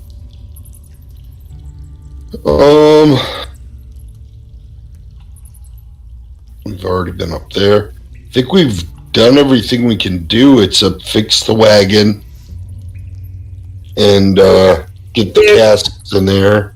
There was a alcove to the northeast, I believe, Excuse me. of the goats. Bless you. Okay. Where? There were a few more nooks too. If you head up north of there and go around toward the chieftain's burial casket. Are you actually going to examine anything in the area with the animals first? Yes. Yeah. Okay. The animals, there are 7 goats and 6 sheep. They're all in healthy condition. And if you actually look at the fire, the meat roasting on the spit is a piece of what used to be Arten Glonig, a shield dwarf lumberjack from Bryn Chandler who crossed paths with the Verbier. There's a small bundle near a log by the fire that has a battle axe and thick leather boots. Anything special about the boots or the axe, or just No, one's just it's a battle axe, and then there's the boots. There's crates in the room as well. One is packed with straw, and the other contains 10 large torches. The barrels are half filled with salt and pepper. Well, I'll replenish what torches I've used, so I'm back up to what I started at. That pepper can be pricey. Well, I mean, we could see how much this wagon can pull. Yeah. I mean, we also got that honey mead. All right, where else you going then? Oh, there's something way up over here, isn't there? Uh-huh. Okay.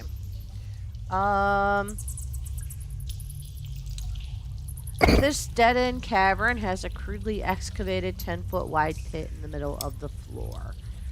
Football. If you look down in it, it's filled with bones, trash, and filth. Ew. Ew. They didn't wipe. That's your takeaway from this? Well, that and they don't digest bones very well.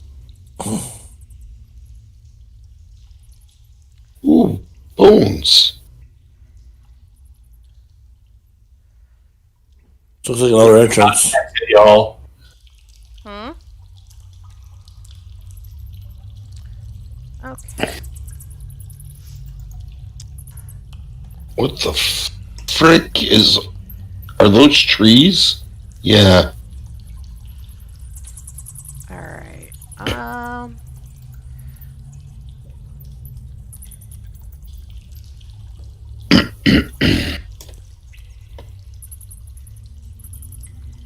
Oh no. Strategic retreat, guys. A Verbeeg strides through the snow, approaching the mouth of the cave. Her misshapen face bears a too-wide smile. She clutches a spear in one hand while using her other arm to cradle a wicker basket filled with bits of shiny metal. "Doug," she shouts in common, "you home?" And go. Hide!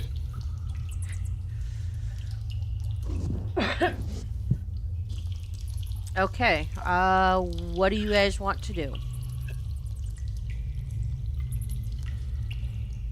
Doug, you home? Back That's funny. up.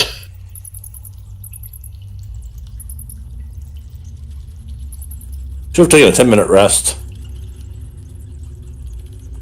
Yeah, we gotta get frick back here. Alright, what are you guys gonna do?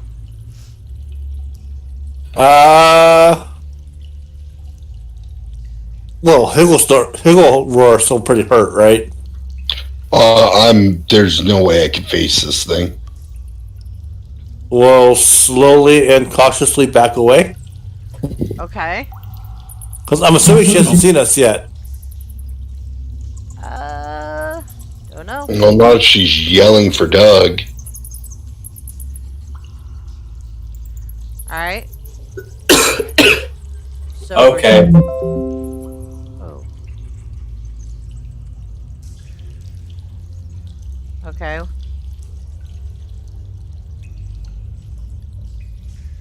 What are you guys gonna do? I'm backing up. Okay. Backing up. Everybody's sort of backing up. Alright. I won't back up. I'm going to step out. And I'm going to say, the great and powerful Doug is not here. May I take a message? And where is Doug? Doug is hunting. And who I am in are charge you? of cooking the dwarf. I'm sorry, who are you? I am one of Doug's new slaves. My name is Doug Slave. Doug told me.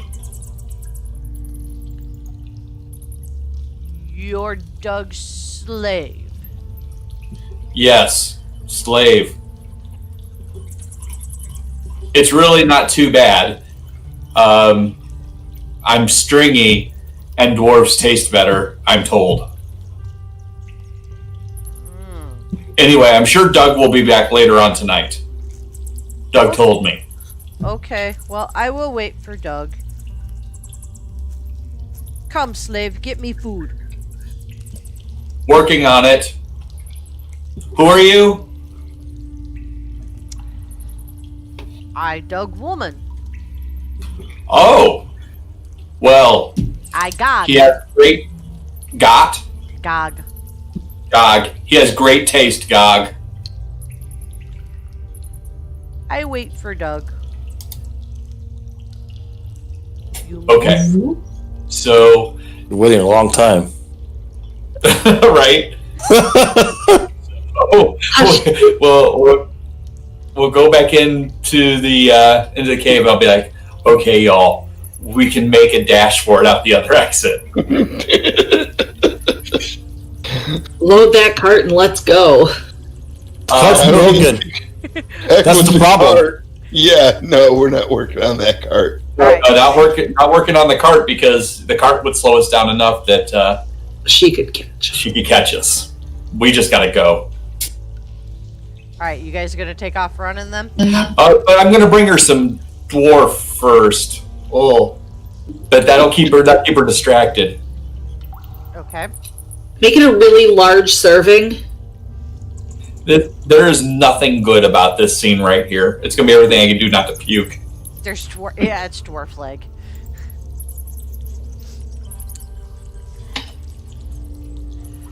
At least I don't have to look at it. Or her. I will bring her a serving. Okay, and the rest of you are running off? Yep. Yep. Once I do that, I'll go back into the cave and I'm gonna follow off behind him. Is anybody gonna open the pen to let the animals out? Yes. Yes. Okay. I'll give you that as an action as you're running for your life. Okay. That could also distract her. Alright, so Kikri runs into the cave real quick, grabs a dwarf leg, runs it back out to Tells us to go front. Doug's woman Gog, whatever her name is. Gag. It's G-A-H-G. I'm guessing Gag or Gog. Alright, and the rest of you take off running. Yes. Okay. Just like Luke Skywalker running away from a Wampa. Alright, We are beating feet back to the village. okay, you beat feet back to the village. But we have a location of their mead. True. I don't think the location of a few casks of meat is what they're worried about. They just don't want the raids happening anymore. Yeah. We got to get this last one at some point. She probably is not going to be raiding caravans by herself. Doug wasn't raiding caravans by himself. Alright. You guys head back to the town. And yeah, you get back to the town.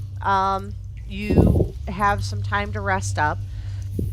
As you're resting and recuperating from your adventure, a local cast maker named Alavesa Untapor approaches you.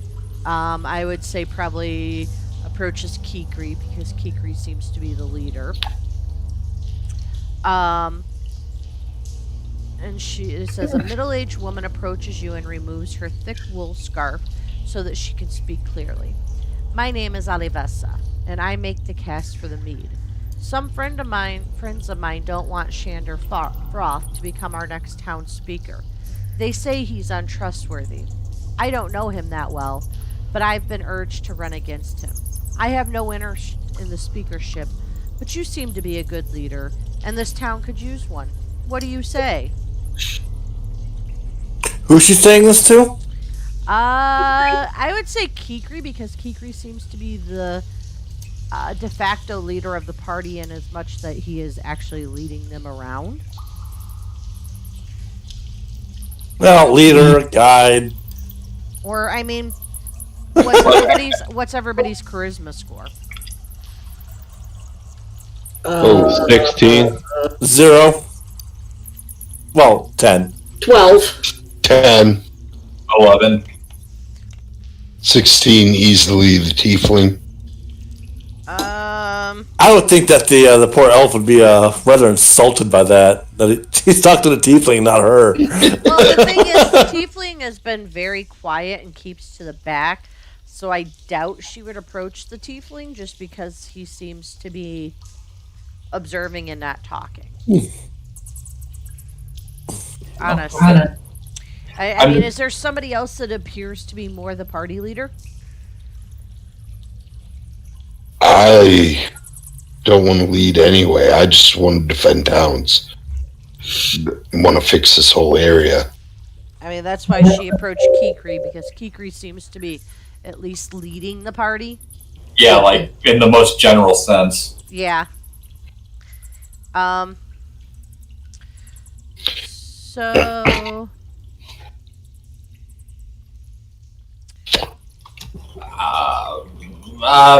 It's a delightful offer, but given the mortality of this position and the fact that I'm not a big fan of my own mortality, I have to politely decline.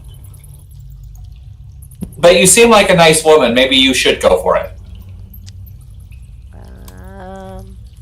Or unless one of my friends wants to go for it. Oh no.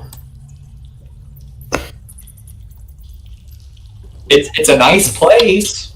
Oh, whoever does win, they might want to get rid of that other Veerbag beak that's hanging out in the caves with the one we killed in the ogre. There's still one alive.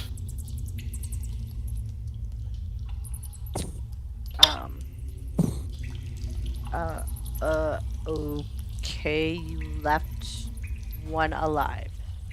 We were No, wounded. more like I got away without totally being dead.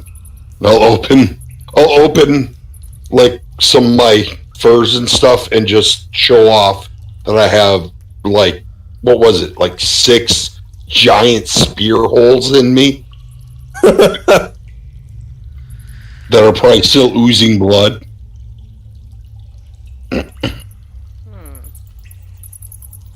Okay. We chose to live to fight another day. Okay. Hey, if you want us to go back, 1,000 gold pieces goes a long way. Yeah, no. No. We'll if you don't want it, you don't want it, I guess.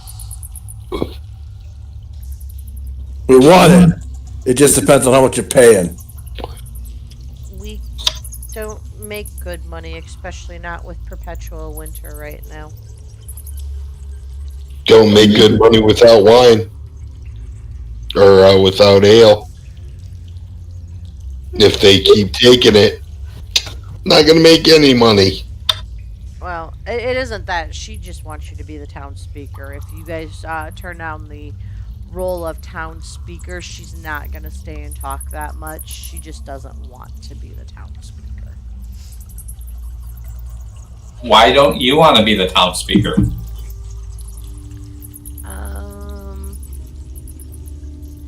I have no interest in the speakership role at all. Why? You live here. You say that the person who might take it is awful. I just make casts for the mead. I'm not a leader.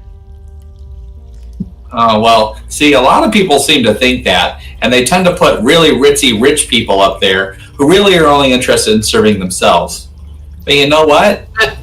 You've got a good skill. You've got an important skill, because if you didn't make the casks for the wine, then there wouldn't be wine. There wouldn't be trade.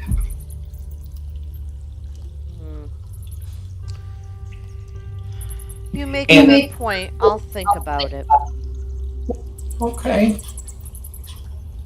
Yeah. And I'm going to turn to my friends. Let's sneak out of here before they come back and ask again. You hear what happened to the last guy? It wasn't good. I'm sure we saw what happened to the last guy. Just huddled him.